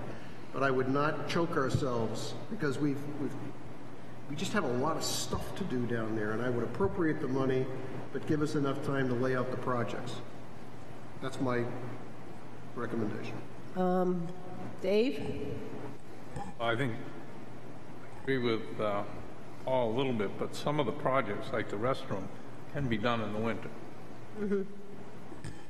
Some of the other stuff can be done in the winter. We don't have to set them all up so that the worst one would be trying to do the parking lot in the middle of the winter because you're not going to have any paving or anything to be done. But the docks, expansion, the restrooms and stuff can be done in the off-season even. My opinion is. Same with the Smith River. But that can be done in the fall and through the winter as well because then you don't have the pedestrian traffic as you mentioned. Mm-hmm. So if you want to take each project and lay it out, most of them could be done in the off-season without interfering with pedestrians. Brad? Yeah, I think for the for the bathroom one, I understand Paul's point here. The seawall, or whatever you want to call it, along Smith River is going to be the key to the, has to be done first before the bathroom gets done, obviously, because we don't want to put a lot of work stuff up on the building there and then be working within, what, 10 feet of it there on the seawall. And in case you run into a snag with that, and all of a sudden that takes an extra year to do, do we tie ourselves up by limiting our time frame on this? I agree. I think we want to push this bathroom renovation through as quickly as possible. And Dave's right. I mean, that seawall thing there, that can actually be done during the wintertime too, because if I recall how many years around here, that part of the river pretty much stays ice-free. So they could work in there during the wintertime if they get set up before they get the barge and stuff in there before the lake freezes in. They could work there, start in the fall, go right through the winter. And then in the spring, you know, finish the whatever concrete work or paving they need to do on the top before those pedestrians come back into play. Let me get some clarity. If we do the 5 years, we have to use every penny in the warrant article? Did I hear you? As long as an appropriation can last under law is 5 years. Right. That's the max. So we get it done and we have $50,000 left over. We can just push that back into the general fund? That's correct. That's I wasn't quite sure you said that. Well, you all realize that this is the only project that's on to be done in 2019. All the rest of them is putting money into warrant articles. We aren't talking about doing the bulkhead. What I hear you guys saying is that, oh, we may get into the bathroom and realize, oh, the bulkhead's going to fall, we have to do the bulkhead. Is that what we're talking about? I think that's what Brad was talking about. But I think that the bathrooms are far enough ahead of that wooden bulkhead area. We've already got the sewer line into it. So I think if you get down there, I'll get down and look, but I think that the bulkheading along Smith River is far enough away from that bathroom area that we wouldn't have to worry about it. I'll go look at it. Yeah, okay. When you go, could I go with you? Sure. I don't think you're compromising anything. You're giving yourself time. The challenge we have is a management challenge. Can we muster the resources to go do the bathrooms in the time frame you want them to get them done? If we get them done in closer to 5 years, hooray. If it takes us because the wall all of a sudden decides it wants to break and we have to fix that, hooray. So we're not compromising anything here. We're giving ourselves time. To be clear, this is going to be a bid project done by an outside contractor. Yep. Right. Yes. We can control product delivery. Yes, we can. And then I would go to 2 years. I'm back to 2. Well, because we wanted to get away from getting projects that drag on forever. And this one, if we have a contract, they're going to go in there and they're going to do it. And if we give ourselves 2 years and we have some other structure, we have some time to deal with it. So, I'm open to anything. Do we want multi-year or 2 years? Paul wants multi. Dave? I think 2 years. Brad? I would go multi too, because you can even tie in, your contract with the, put out the bid, you get your price in. You put out the bid, you can put a time limit on it. Say if we went a multi-year, 5-year, we could say, you're going to start in, say May of 2019. It's going to be completed by May of 2020, or pick whatever date there. Then there's penalties after that. So you could lock the contract in, even though you have a little more room in there in case something happens in there. Obviously, beyond their ability, beyond anybody's knowledge, unforeseen circumstances. But Okay. you still have the ability to lock in a contract for a year or two. So. Okay, I want 2 years. You're the deciding vote. Do you want multi? Dave, do the right thing. I think multi gives us more flexibility. Okay, it'll be multi. All righty. Building maintenance. Building maintenance. Yeah. Anybody have any issue with that one? What are you doing down there, Paul? Are you causing trouble? Okay. We're all set with the building maintenance. Yep. Kerry Beach, any issue? Project. Fire truck apparatus replacement, capital reserve, anybody? Nope. Let's see, yep, that's all. All of these are all, okay. Public work vehicle equipment capital reserve, any issue? Nope. Okay, the next one is the police vehicle and equipment capital reserve fund. We'll see a notation in red. Yep. There was some feedback over whether or not that was intended to be just vehicles or vehicles and equipment. And it's just vehicles. If equipment is coming out? Well, it's a little tricky because, as we discussed earlier, how do you define an equipment? They're fully equipped cruisers versus being able to buy a desk out of this. What tasers? Or light bars, or mobile data terminals, which would be equipment inside the vehicle. I prefer the way that it's written for the flexibility of the police department to be able to replace failed equipment such as a light bar. But I understand the CIP's need or want, desire to have it be strictly for vehicles. The CIP's concern was actually that they didn't want the console capital reserve to include additional equipment and cruisers. I see. Yeah, so I don't think... This is good? I think this is... We didn't technically talk about this, but I think that's okay. So You mean they didn't have the a dispatch position. console, Matt? Yeah, so the discussion was we didn't want the dispatch console capital reserve to include any other equipment potential expenditures out of there. So they didn't really talk about this, but I don't think this runs counter to what we talked about. So at I think we're CIP. fine. I think we're fine. Yeah. And I will strike the red part. Okay, so then we keep the yellow and strike the red. All right, I got that one.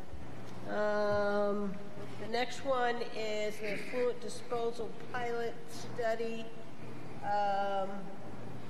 And there, I also put this in as, those are funds in the enterprise for the purpose of putting it. I didn't say anything on this one about a second year. Oh, I did, because I said a second one. Yep, you're right. The only thing I was doing, I could go either way. I just thought if we always say there's special warrant articles, it gives us the opportunity, if something doesn't quite get finished in the first year, to go to the second year. I can change my mind, no fiber. I'd agree with you on this one. I think the second year would be plenty on it, and it does give you that opportunity, like you said. Okay? Vicki, does that- And do the funds for this study, do they come out of the taxpayer, or do they come out of a, so there is no impact on the tax rate? That's correct. Well, no, I got this, but down here it says impact on the tax rate. Be filled in a zero. Yeah, Filled in as zero. filled in as zero. Okay? Zero, zero. Zero, zero, okay. Anything else on that one? Abenaki Ski Area Capital Reserve. Where did I put anything? Okay, on this one, I'd like to say it was a little bit of a moving target. We just received a proposal to repair the groomer as opposed to replace it. So the repairs are going to cost in excess of $11,000. We wanted to be able to take the $66,000 appropriation off the warrant, which is Article W. However, add $6,000 roughly to the normal appropriation of $16,750. My math's a little off. And still be able to have enough money in there to buy a groomer in 2020 if this one fails. And we need this redone. This is the capital reserve and funding. They also have in 2020 light poles, and what I want to know is whether when we fix the light poles in 2016, whether they've been upgraded. I think there is some work on this whole capital reserve. I don't know if they only did part of the poles. I just don't know. So we need to know this. Yep. I just got a question on this. You know, we're talking about 11,000 repairs on a groomer, and you just mentioned you're hoping to get into 2020 with it, which is only another year or so out. I know. And you're looking, you know, or otherwise you'd be looking at, you know, 65,000 to purchase a replacement. Is that purchase a used one, or is that a newer one? Yes, used. So I think used. Park and Recs was nervous that they're not going to get anything. So you're going to invest 15% of a used groomer to hang on to this thing for a year. That's, You know, that, yeah. I'm having trouble with that. I mean, you're at the point where it's kind of like, why would you do that? Well, and- Why don't you just pull the trigger and go for the 60 grand? And we got that groomer from the Friends of Abenaki. I don't know if they're into raising any money to help us pay for part of a new groomer or not. The, you know, the tone, there was a memo delivered at the Budget Committee that suggested cutting $50,000 off Park and Rec, and I think the reaction to that memo was to consider repairing the groomer instead of replacing it out of fear it would fail. But it's not coming out of the operating budget. We would be paying for it out of this capital reserve account, and it wouldn't have any impact on the budget. There's enough money if they're right at the 65, and that may be something that you also could do some fundraising to see if there's any possibility. May get 2 years. There is enough money in right now at the price of 66 to purchase a used one right now. That's correct. That has nothing to do with the budget at all. So I think we're looking for some direction here. Board, where do you want to go on this? I'd recommend pushing towards the purchase of the 65,000 if it's in the budget there now and in the capital reserve. So I'd just be worried, you know, 11,000 to an older machine that might last a year or two more. I mean, we kind of just got this on that grader there. We went through that a year and a half ago, and you know, here we are looking at another grader right now. So Yeah, track record's not too good. no, it doesn't. 11,000 doesn't make sense on something of that value to me. No, I don't think so either. I mean, what's the value of the machine itself? Can't be. I have to admit, I'm not a groomer specialist. I guess maybe 20, something like that. You know, so it's, If we put the regular $16,750 in here as the regular warrant article, we have, and it may be high, 73. We Got could 73 in the bank we already. could still do that and then see where we are. And I'd like to know that answer about those light poles, because it's on, we did some up here, and then it's also there. I don't know to what degree as things got done at Abenaki that capital reserve fund was. There's a bill of materials on that in Christine's budget proposal. She gave us a listing. I can dig it up, or Becky has it in the budget book. In terms of the light poles. What? The light poles. And how much it cost. And I'm asking whether when she did the chart on the capital reserve account, and there's an amount up there, whether that took care of all the poles, because they still have another one down in 2020, and so I want to make sure. Dave? We're going to leave this article in at the 21,750.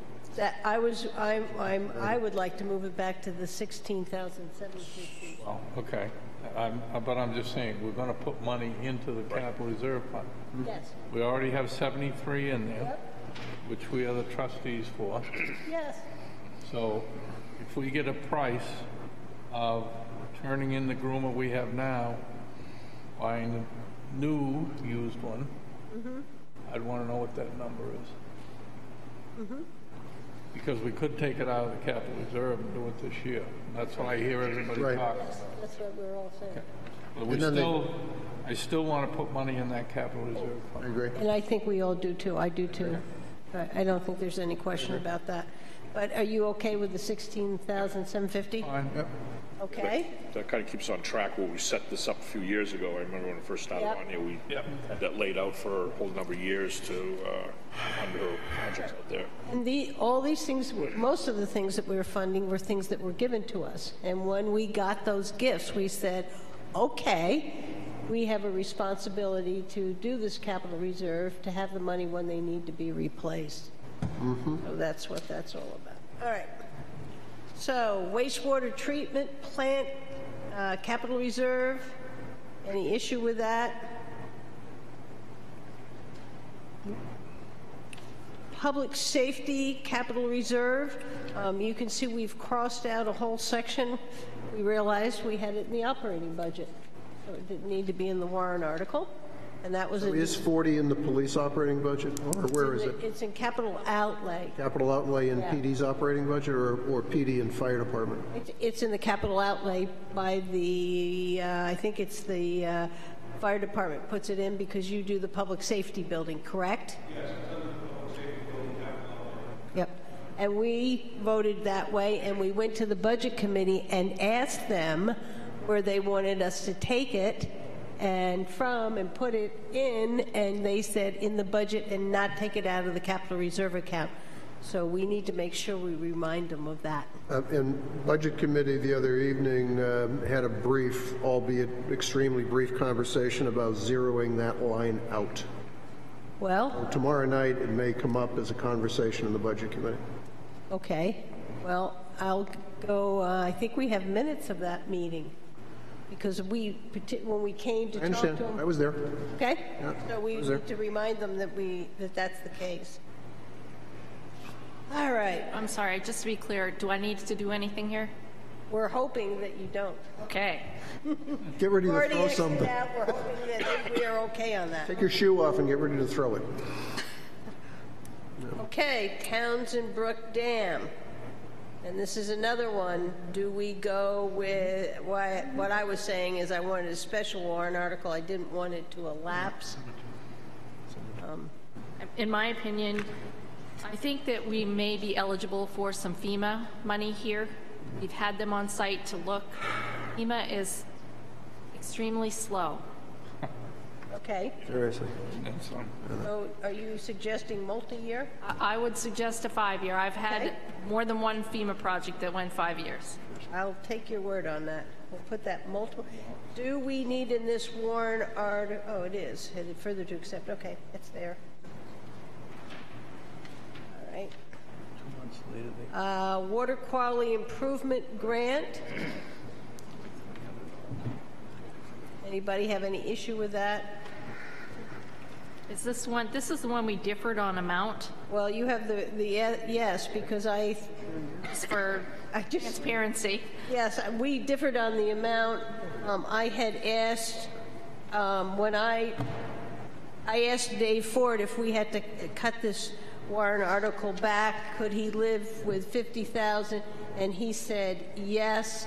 And I've sent this to you, when I did the calculation, and we're going to have to come back and look at this, these warrant articles are up $423,250 over 2018. So we're going to have to come back through here and maybe make some decisions.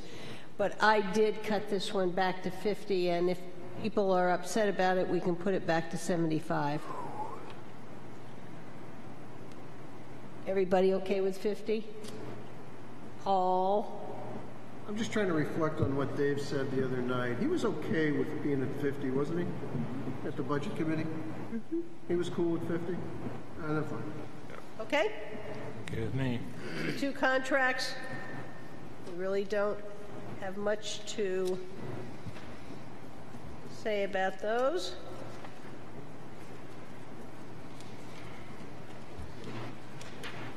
That's a 3-year, okay. The electric distribution.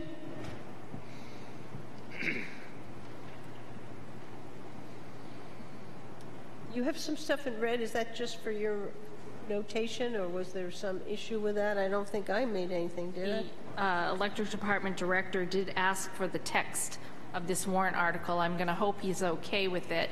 That was just a day or so ago. There was some debate about whether we only had to appropriate first year of the project or whether we should appropriate the full amount.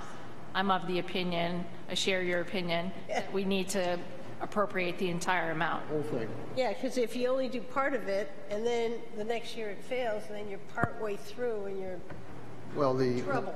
Not in a good place. No. The die has been cast. I mean, the project starts with replacing or moving the 390 line into downtown. That is being done as we speak. Correct. If the rest of these things don't follow, it's stranded plant. Yeah. And that's my understanding. And I had sent an email to Barry and said, what were you requesting? He said the full amount, and Yep. Becky and I sent back emails and agreed that it's the full amount. Okay? Yep. How do other people feel about that?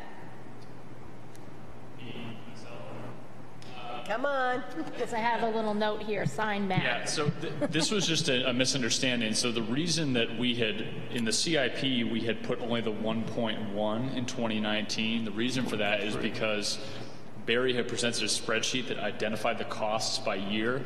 I had recognized that as individual bond requests. Because the 390 line that's being done right now had been done individually, I assumed he was going to do the remaining steps individually. I was incorrect on that. It should be the full appropriation. That's what's being requested. So when you say bond, we're going to bond this? Yes. Yeah. Okay. Yeah.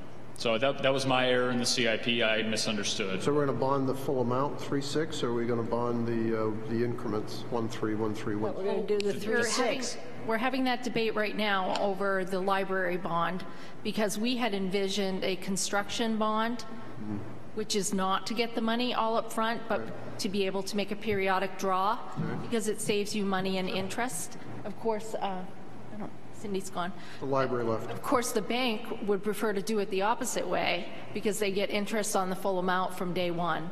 And so are you doing that with a commercial bank or the municipal bond bank? Thank you, Matt. So the bond bank sold us on going with them because they do the temporary financing for free. They failed to be specific about was that it's the full amount. So right now we're vacillating, I have to tell you. Okay. We filled out everything with the municipal bond bank and thought we were going to have a closing on the 19th.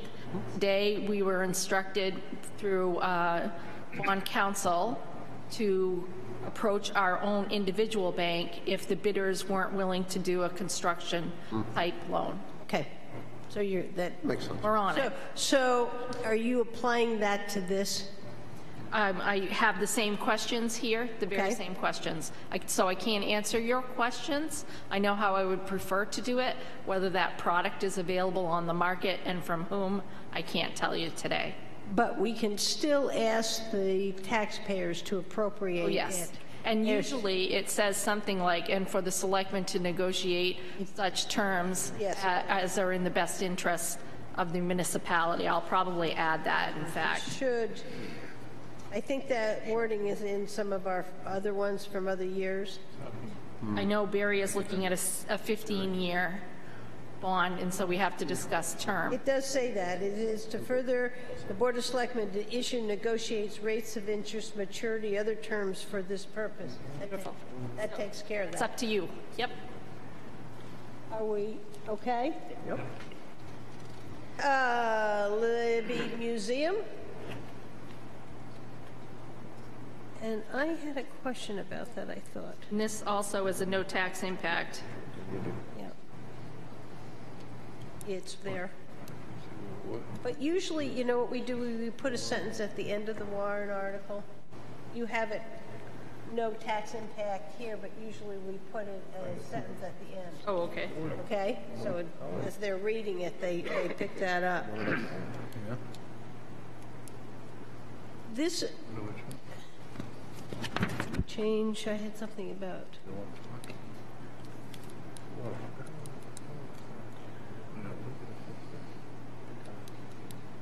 Did we put it in the an account called the Libby Trust Fund? What is the name of the account that the money is in?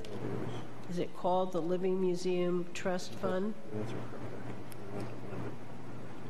That's what you're using. The 2018 Libby Museum Trust Fund. That's the name of the Yes, account. previously established. Okay, I just want to make sure. I have a question for Becky, if I could ask. After we had our meeting there, was it, time's gone by for me now when all these meetings have been happening, but it was a week and a half or so ago, the committee, building committee there. Has Chris Williams gotten back to you at all on any of those information we were looking for them? They were going to jump right on trying to get us some numbers to finish up feasibility and to get bid prices ready for us for a I have not package. heard from them. Alana gave me a nudge today to make sure I sent the minutes to them so that they understood in writing the deliverables and when we expect them. Okay. Okay, next one, dock side repairs. Anybody have any? It's like one of those 5-year projects to me.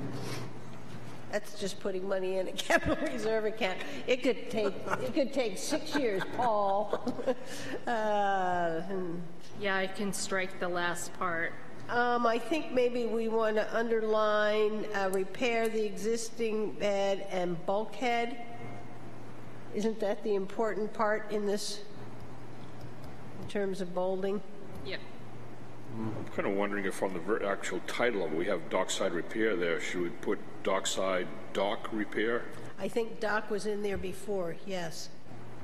I think you're absolutely right. Then on the next one down, dockside dock expansion, it's just so that Yep. kind of follow the same pattern there. It was the dockside dock capital reserve fund was how it was labeled last year. So I think we should follow that same. Got it. Which you have down in the second sentence there, second line, but I'm talking about the actual header of the, after R says Article F1, it just says dockside repair. I definitely agree with you. I think it needs to be that exact Spelled same out. wording, don't you? And is the bulkheads in question, including the Smith River wall?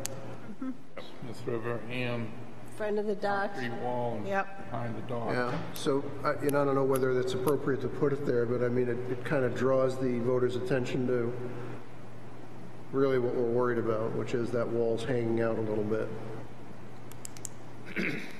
Well, I would Dave, assume, you're the head of that I committee. would assume we'll have a PowerPoint on that with pictures from Pond and Teague Yeah. to show the difference Yeah. as to where the bulkheads are compared to the docks. Everybody's going to think it's a dock expansion. It's not.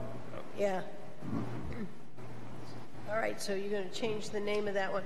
Now, I put this in, Becky didn't have, the Dockside Expansion Capital Reserve Fund. We didn't put in, last year we put in $25,000 for permitting and design. Oh. And I don't know whether anything happened with that. Oh.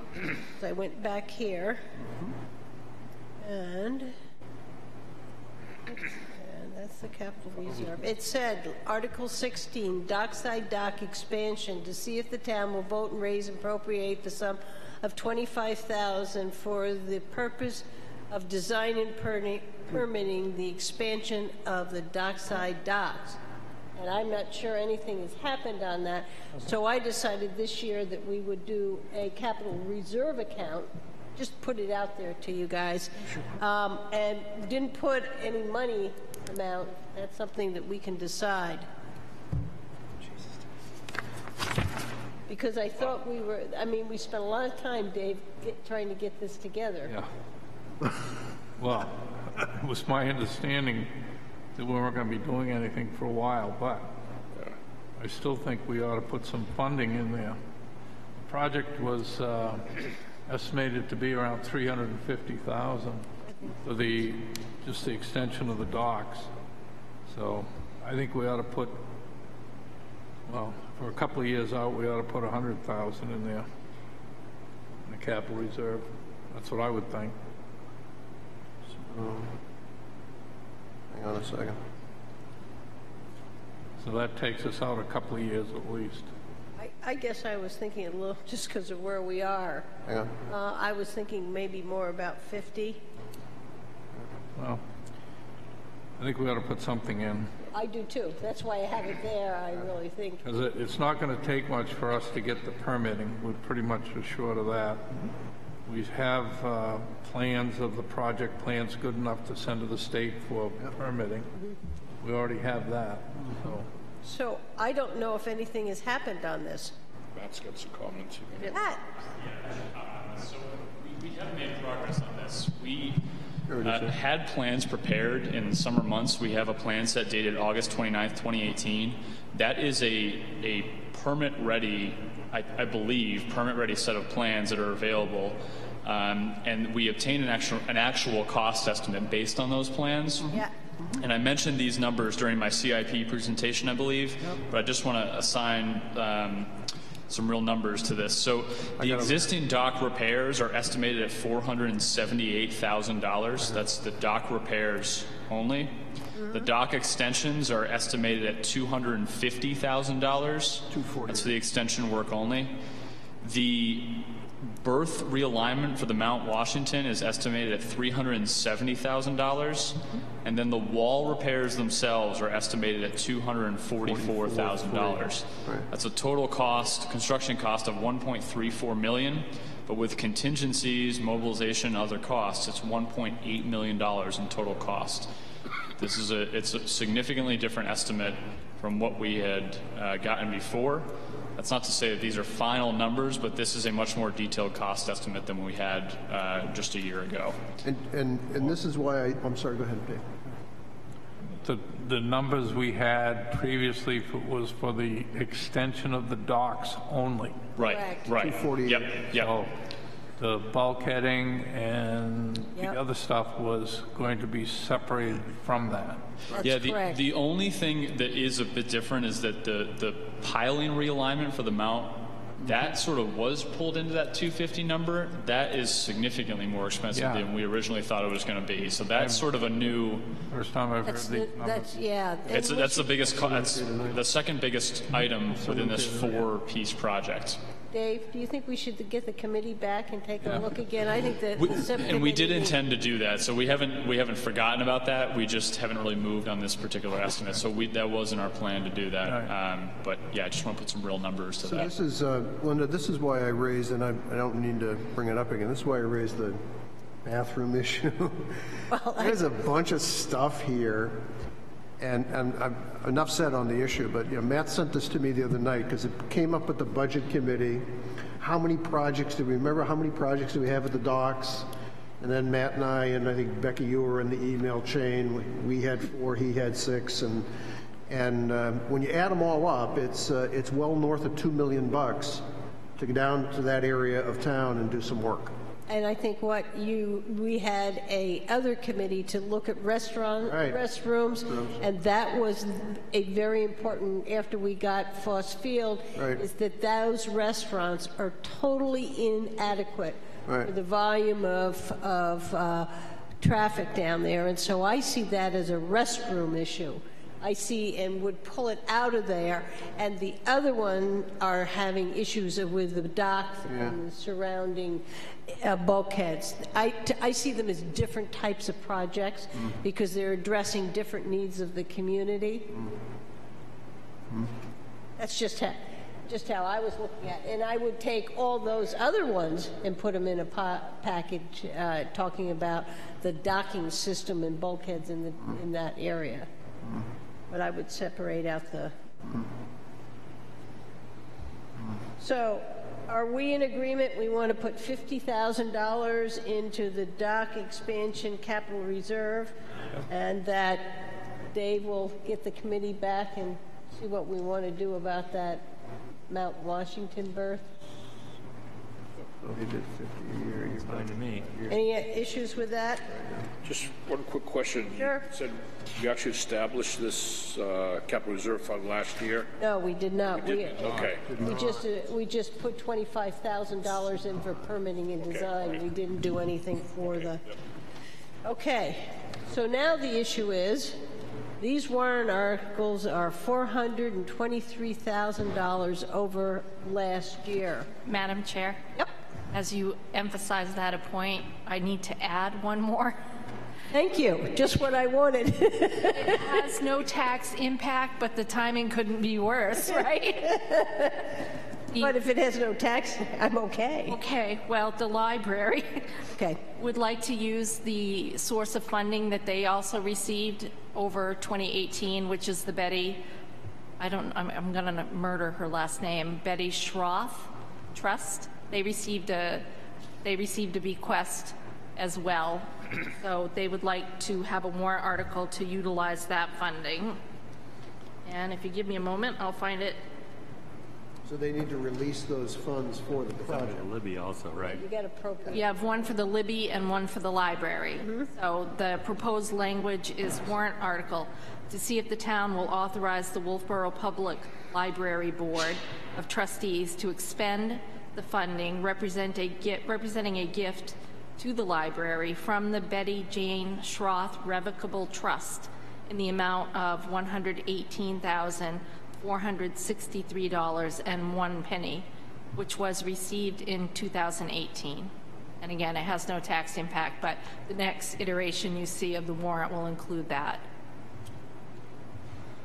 Sounds good to me. Sounds good to me. So then the question becomes, what do we want to do here in terms of that amount of an increase?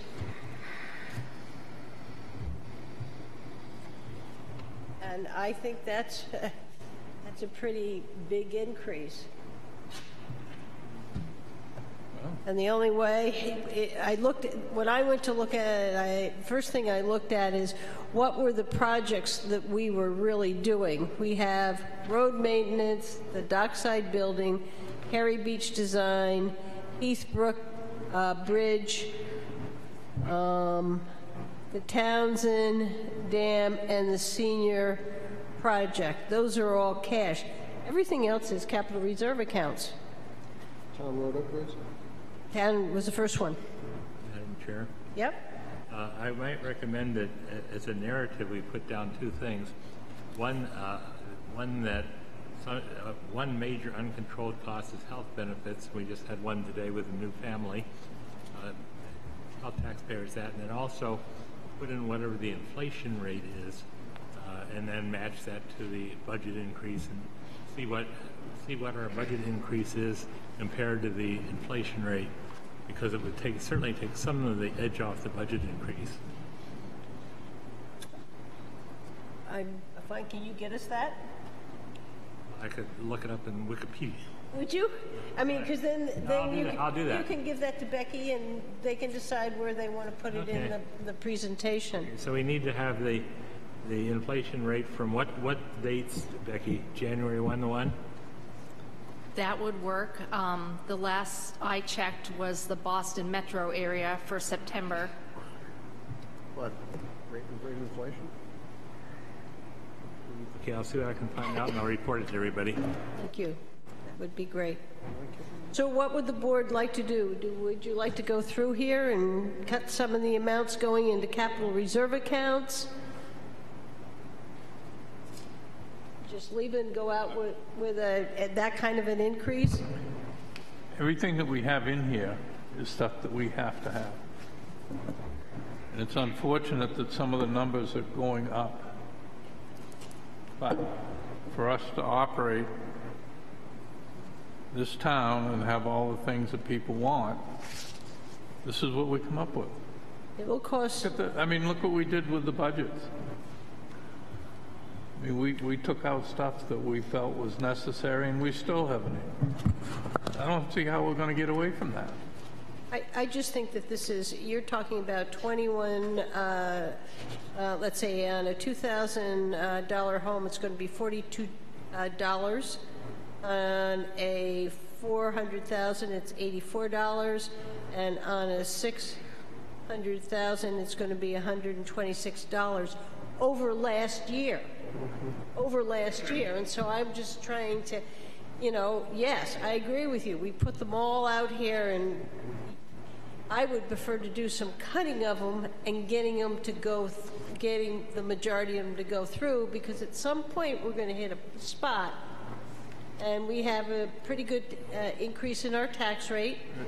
Anybody who has any kind of a size of a home that pays over $10,000 a year in taxes and state taxes, not take that off their tax returns anymore. I think there are a couple of impacts that are going to be setting in, and people are going to be in the process of filing their tax returns. So that's what I would like to see, if we could do some cutting in the amount that we're putting in the capital reserves. I'll say it again. Over the years, I've always said this, is that our community, as far as our tax rate, it's only a certain percentage of that tax rate that comes back to the town.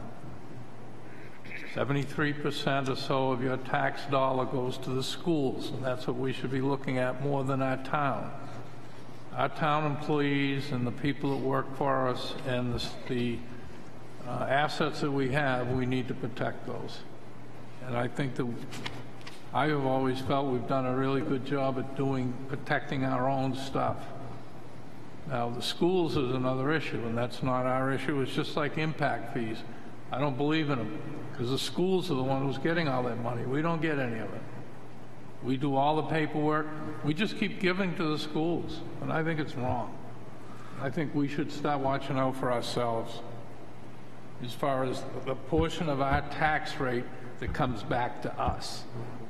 We don't get all of that money that people think when they pay their taxes. It's not all coming to the town. And a lot of people still don't realize that. I'm sorry, but they don't. They just look at the tax bill and said the town, they'll always say the town is screwing us.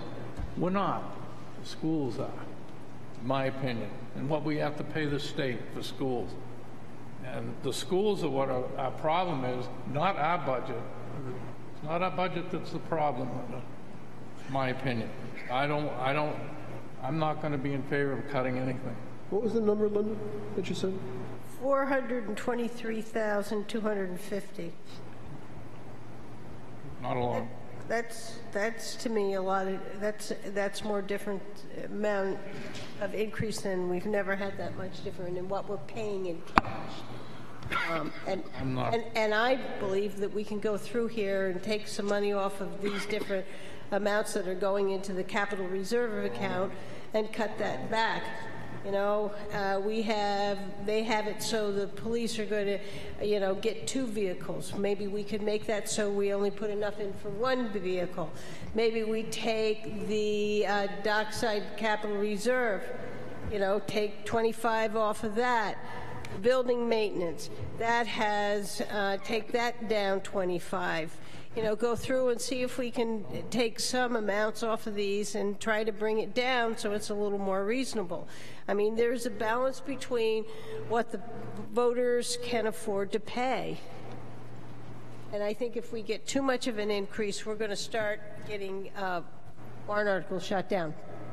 Oh. Let them vote on it. So this is my first time doing this. As a general observation, I believe that our town could do a better job funding our capital assets. We have not funded the depreciation of our assets. Right. One of the things you do in where I come from is if you buy a house, you set aside some money to paint it every couple of years. You set aside some money. And we started down that path with these asset management programs, but we're now seeing this almost tsunami effect of vehicles that you can't even get through state inspection. How does that work? That's not smart. So we gotta reach into our pocket, I think, and deal with that stuff. I think the PD is going to come back to us, and I don't know, but I've heard a rumor the PD is going to come back, and maybe that 104,000 number comes down a little bit. I think so. Maybe there's a we'll call that a good guy that could come at us. But Madam Chairman, I agree. I don't like asking people to pay more money, but I've seen a couple of things that I think Becky has teed up. We have a $1.6 million allocation across all town departments. It's 697,000 plus about $1.2 million of you, I mean the corner office. We spend $593,000 next year on energy, and I haven't seen anybody come to the table that says I'm taking the energy budgets down. I haven't seen it at all. I've seen energy prices going in this direction. With respect to my colleague, I think the school system has been a role model for us. They took their energy bill down by 10% year over year. Why can't we do that? That would be $60,000. Why can't we get a better handle on our allocations? That would be, pick a number, 5% of it, 2% of it, 1%. I don't know, but it would reduce the operating side of our town government. This stuff here is capital. This is one-time capital that is supposed to protect our assets. We're having a debate with some folks over a building that's just down the end of the street that is in disrepair. It's got mold in it. And we're having a debate as to whether they have the right to use the building or not.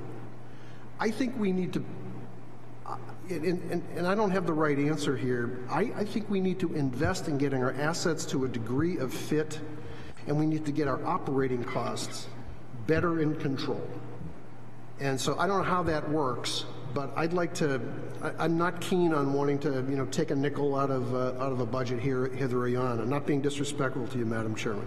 Well, we can disagree on it. I'm just not keen on wanting to do that. There is that fine line, and, when I came on to the Board of Selectmen, all our town assets were in disrepair, and we have slowly moved forward in doing it and getting these different buildings up. We're trying to get asset management plans going.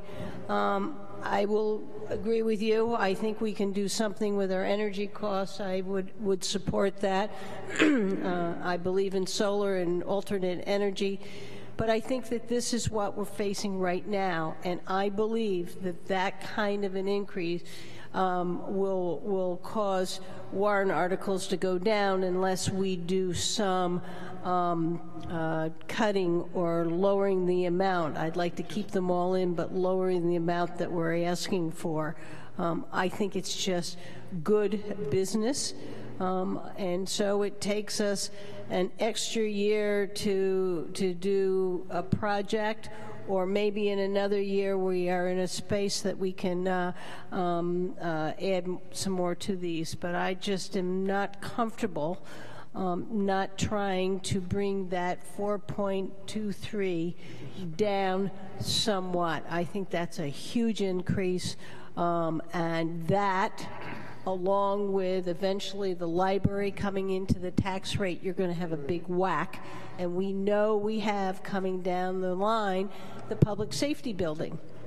And so I look at that all and saying, somewheres we've got to decide where that line is, and to saying we're just going to put it all out there concerns me. We had a taxpayers association for quite a number of years, and we got hardly anything through, and we have been prudent We have tried to put more things in cash, and we've generally gone up 100 or 200 a year in that cash.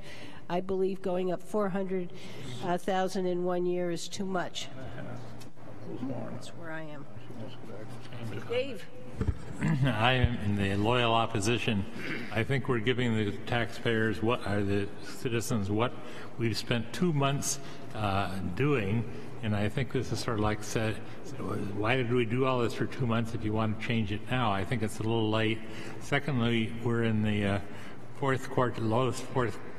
lowest quartile of taxes, and we're a community that has museums and a lot of things no one else has, and this costs money. And I'm a fairly large taxpayer. I don't mind paying, and I'll pay more because we get Wolfeboro as a result.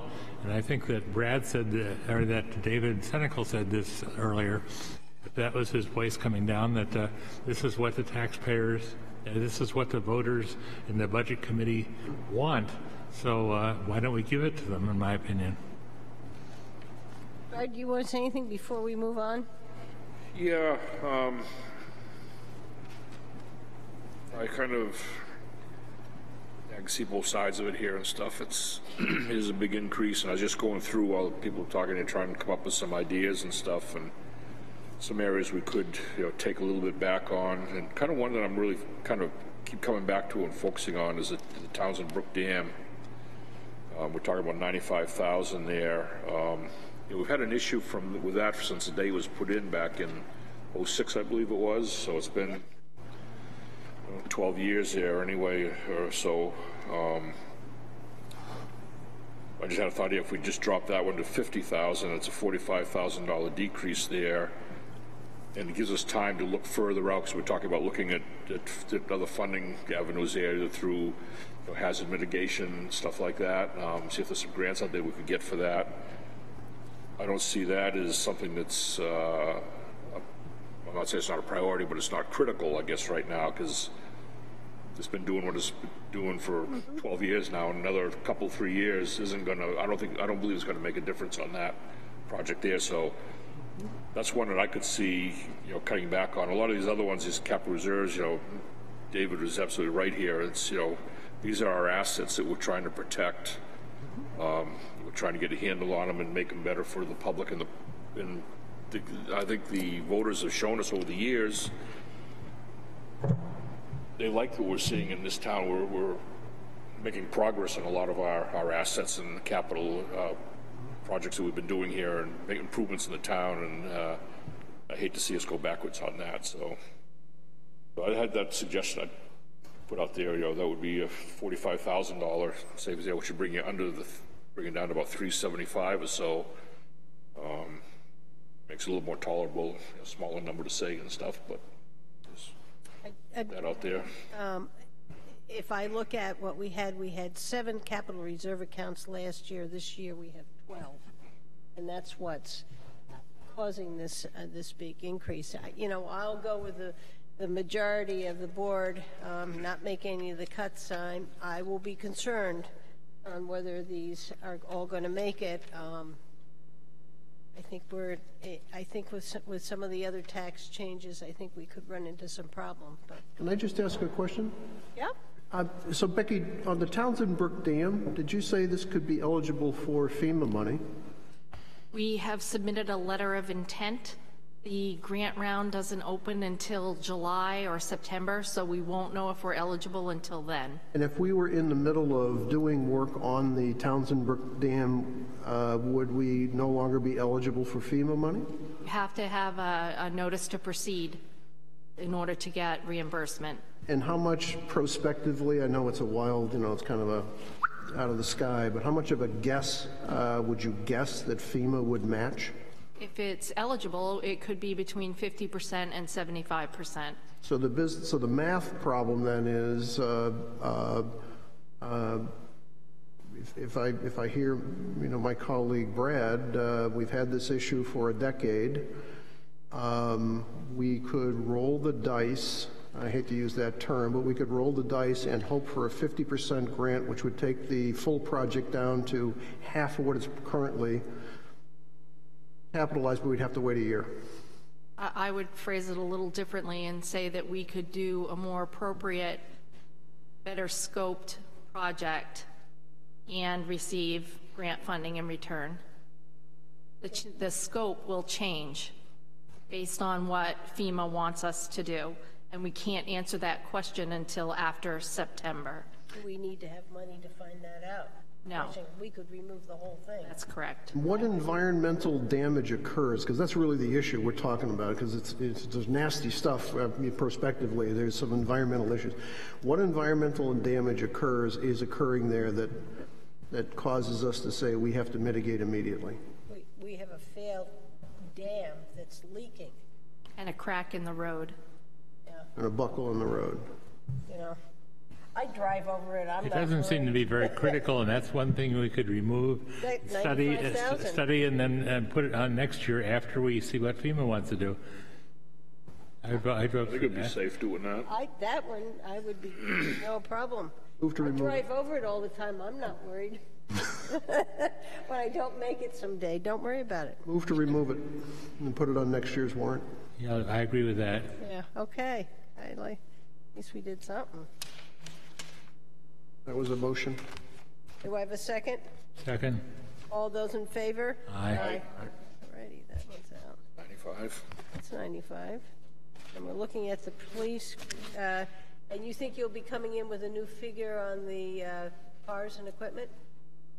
Okay, so there's another one. And the dock expansion, I have to move up by 50 because I put a lower amount. Did your number account for the $5,000 decrease in the Abenaki? I didn't ever have the larger amount, and I had only the dock expansion at 25, so that's 25 more on. But we're still less than we were. And that's one of the reasons when the water resource came in at 75, I looked at what can we're still going to do it. We are still going to move forward, but some of these that we could do some adjusting to. And I want to make sure, what was the wastewater sewer treatment plant? What was the amount? Wastewater treatment plant was 175. It is in here at 175? Yeah. Yeah, and I had only 125, so that's another 50. Wasn't 50 of that part put in from the insurance money that came in? Yeah. So only 125 was actually going toward the tax rate. Is that correct? No, it's all because it's put into. Well, Becky, you can answer that. Well, if you wanted to, you could vote to raise and appropriate 25,000 or 50,000. I think it was 50 from the general fund surplus, and that would have no tax impact. Okay, because that check went into the general fund. That's correct. Okay, I would like doing that because it should be in there. Yeah, that's where it came from. How do you feel about that, Dave? Still gives you the same amount, right? Yeah. Do it from the surplus. I'm just a little frustrated. We just spent an hour and a half going through all these warrant articles, and now we're going back through them again? Is that what you want to do? I don't want to do that. We were just looking at, we have found some that we found the dam that we're all comfortable removing and do it another year. There is the possibility of doing the sewer treatment to take the 50,000 out of the unassigned fund balance, which is where it went in the beginning this year. I'll make a motion that we change that to 125 and take 50,000 out of the unassigned fund balance. Do I have a second? I'll second that. Any further discussion? All those in favor? Aye. Aye. Opposed? Abstain. Abstain. So it's 3 and 2.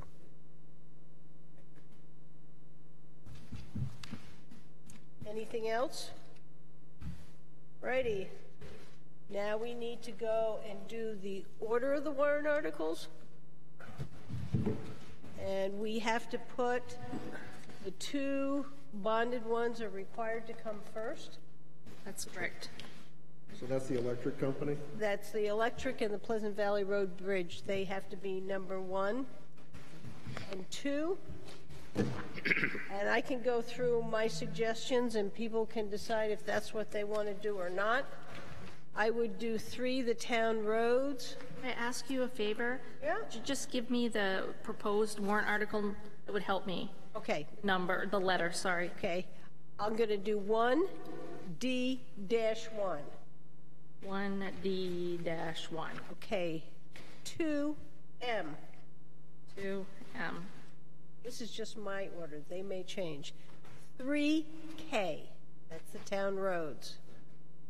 4J, operating budget.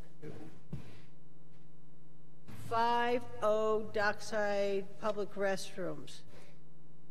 6U, RIB pilot. And I got to take this next one out because that was the Townsend Brook. So 7 would be E1, the Libby Museum. And then I would put up there, I would put the library up after that because those are similar types of warrant article. And then I'd go R, which would be the fire capital reserve. I didn't put a letter on the next one. It's the Public Works Capital Reserve. Might be a V. Another one I didn't do that on is the wastewater treatment plant. I can look those up for you. I'll give you this order. Public Works is S. Public Works is S, okay. 12 is I, dispatch. Q is Cary Beach. P is building maintenance. Next one. T is police vehicles. And then, let's see, did I put that one in? Okay. Dockside repair, that's a parking lot, comes next. No, dockside repair, and then the dockside parking lot. Then Abenaki, which is V. How are you doing, Michelle? I'm gonna give you this. Okay, thank you. You know, they've got to decide whether they want. Then public safety building would come next. Then the water quality, and then the 2 unions, and then the special detail and that amount. And then you start with the ones that are the KEO and all the other ones, because the ones with no money go at the end. Yep. How does that sound to people? I'm good with that. And then who's getting elected is right up front. Has to be, yes. Yeah, those are very... Oh, don't forget, you're going to have some planning board articles. And They'll all come in. This was just our... I don't have any zoning change. You have zoning cleanup in the planning board? Okay. I hope you can read all my abbreviations. But it's just a general, if one or the other is, I don't mind, but just kind of put some kind of thought to it. Are we all done with this? Next time we see it will be... Well, next time we see it, it should be language proofed. Yep. It should be... it depends how quickly DRA can get back to me, but I will ship it out. Should be number proofed. Well, yes, number proofed. As much as we can, yeah. Number proofed, and it should be in batting order. Yes. And we're doing that on Wednesday to give it to the Budget Committee, who will do it, I think, on You that want it on the 14th, right? 13th or 14th, somewhere in there. But that doesn't mean that we still can't clean up wording and all the other stuff after that. It was just getting it to them. All right? I could proofread it if you want me to. Thank you. All right. Give me a couple hours to do it. Took that. Yeah, the old business. I have old business. I want to show everybody the flyer for last night Wolfeboro. We're getting all set. It's going to be here starting at 10 o'clock on December 31st. We're going to have games, crafts, snacks. We're going to have a balloon man. We're going to have interactive music and puppetry. We're going to have a Tricky Dick and magic. We've got teenage games, that's all over at Brewster Boathouse. We have drop-in bingo. We have wildlife encounters. We have a teen glow dance back over at Brewster Academy, and we have contra dancing here. So it should be a full day of fun. All right. Does anybody else have old business? How about any other business? I just, this warrant article to change business directional signs? That's a petition warrant article, and it'll go at the end. We just, yeah, we don't do It goes it. at the end of the planning board. Yes. The planning board, but it's the end. And the planning board will place that and make statements on it. Okay, the only other business I have is that on December 11th, there is a budget committee meeting, and it's going to finish the police budget, and I cannot make that one. I'll be there. I know you will. You can't take it from me. Is any one of the other members of the board able to go? I think that's the only thing that's left, right? Is on the 11th is the is PD budget? I think. I think there are agencies. And agencies. Agencies, I think it's the other. Right, agencies, and then PD budget. And on the 12th, I think they start warrant articles, right? Well, I sent the note, whatever it is. 13th, I think it is, because we are meeting the 12th. Anybody to make the 11th? Thank you for covering for me tomorrow night, Linda. I could go to that. Would you, Brad? That would be great. It's at 6:30. That's at 6:30. That's correct. 6:30. Sorry. Here. Okay. That's going to be PD is the main one. Yeah. We generally have been like that. Town manager, do you have any report? Only a question about what tradition has been with regard to employees leaving on either Christmas Eve or New Year's Eve, whether or not the building stays open or closed, or... I would suggest that we close the building at noon on December 31st. Let them, I agree with that. just let them out early on that day.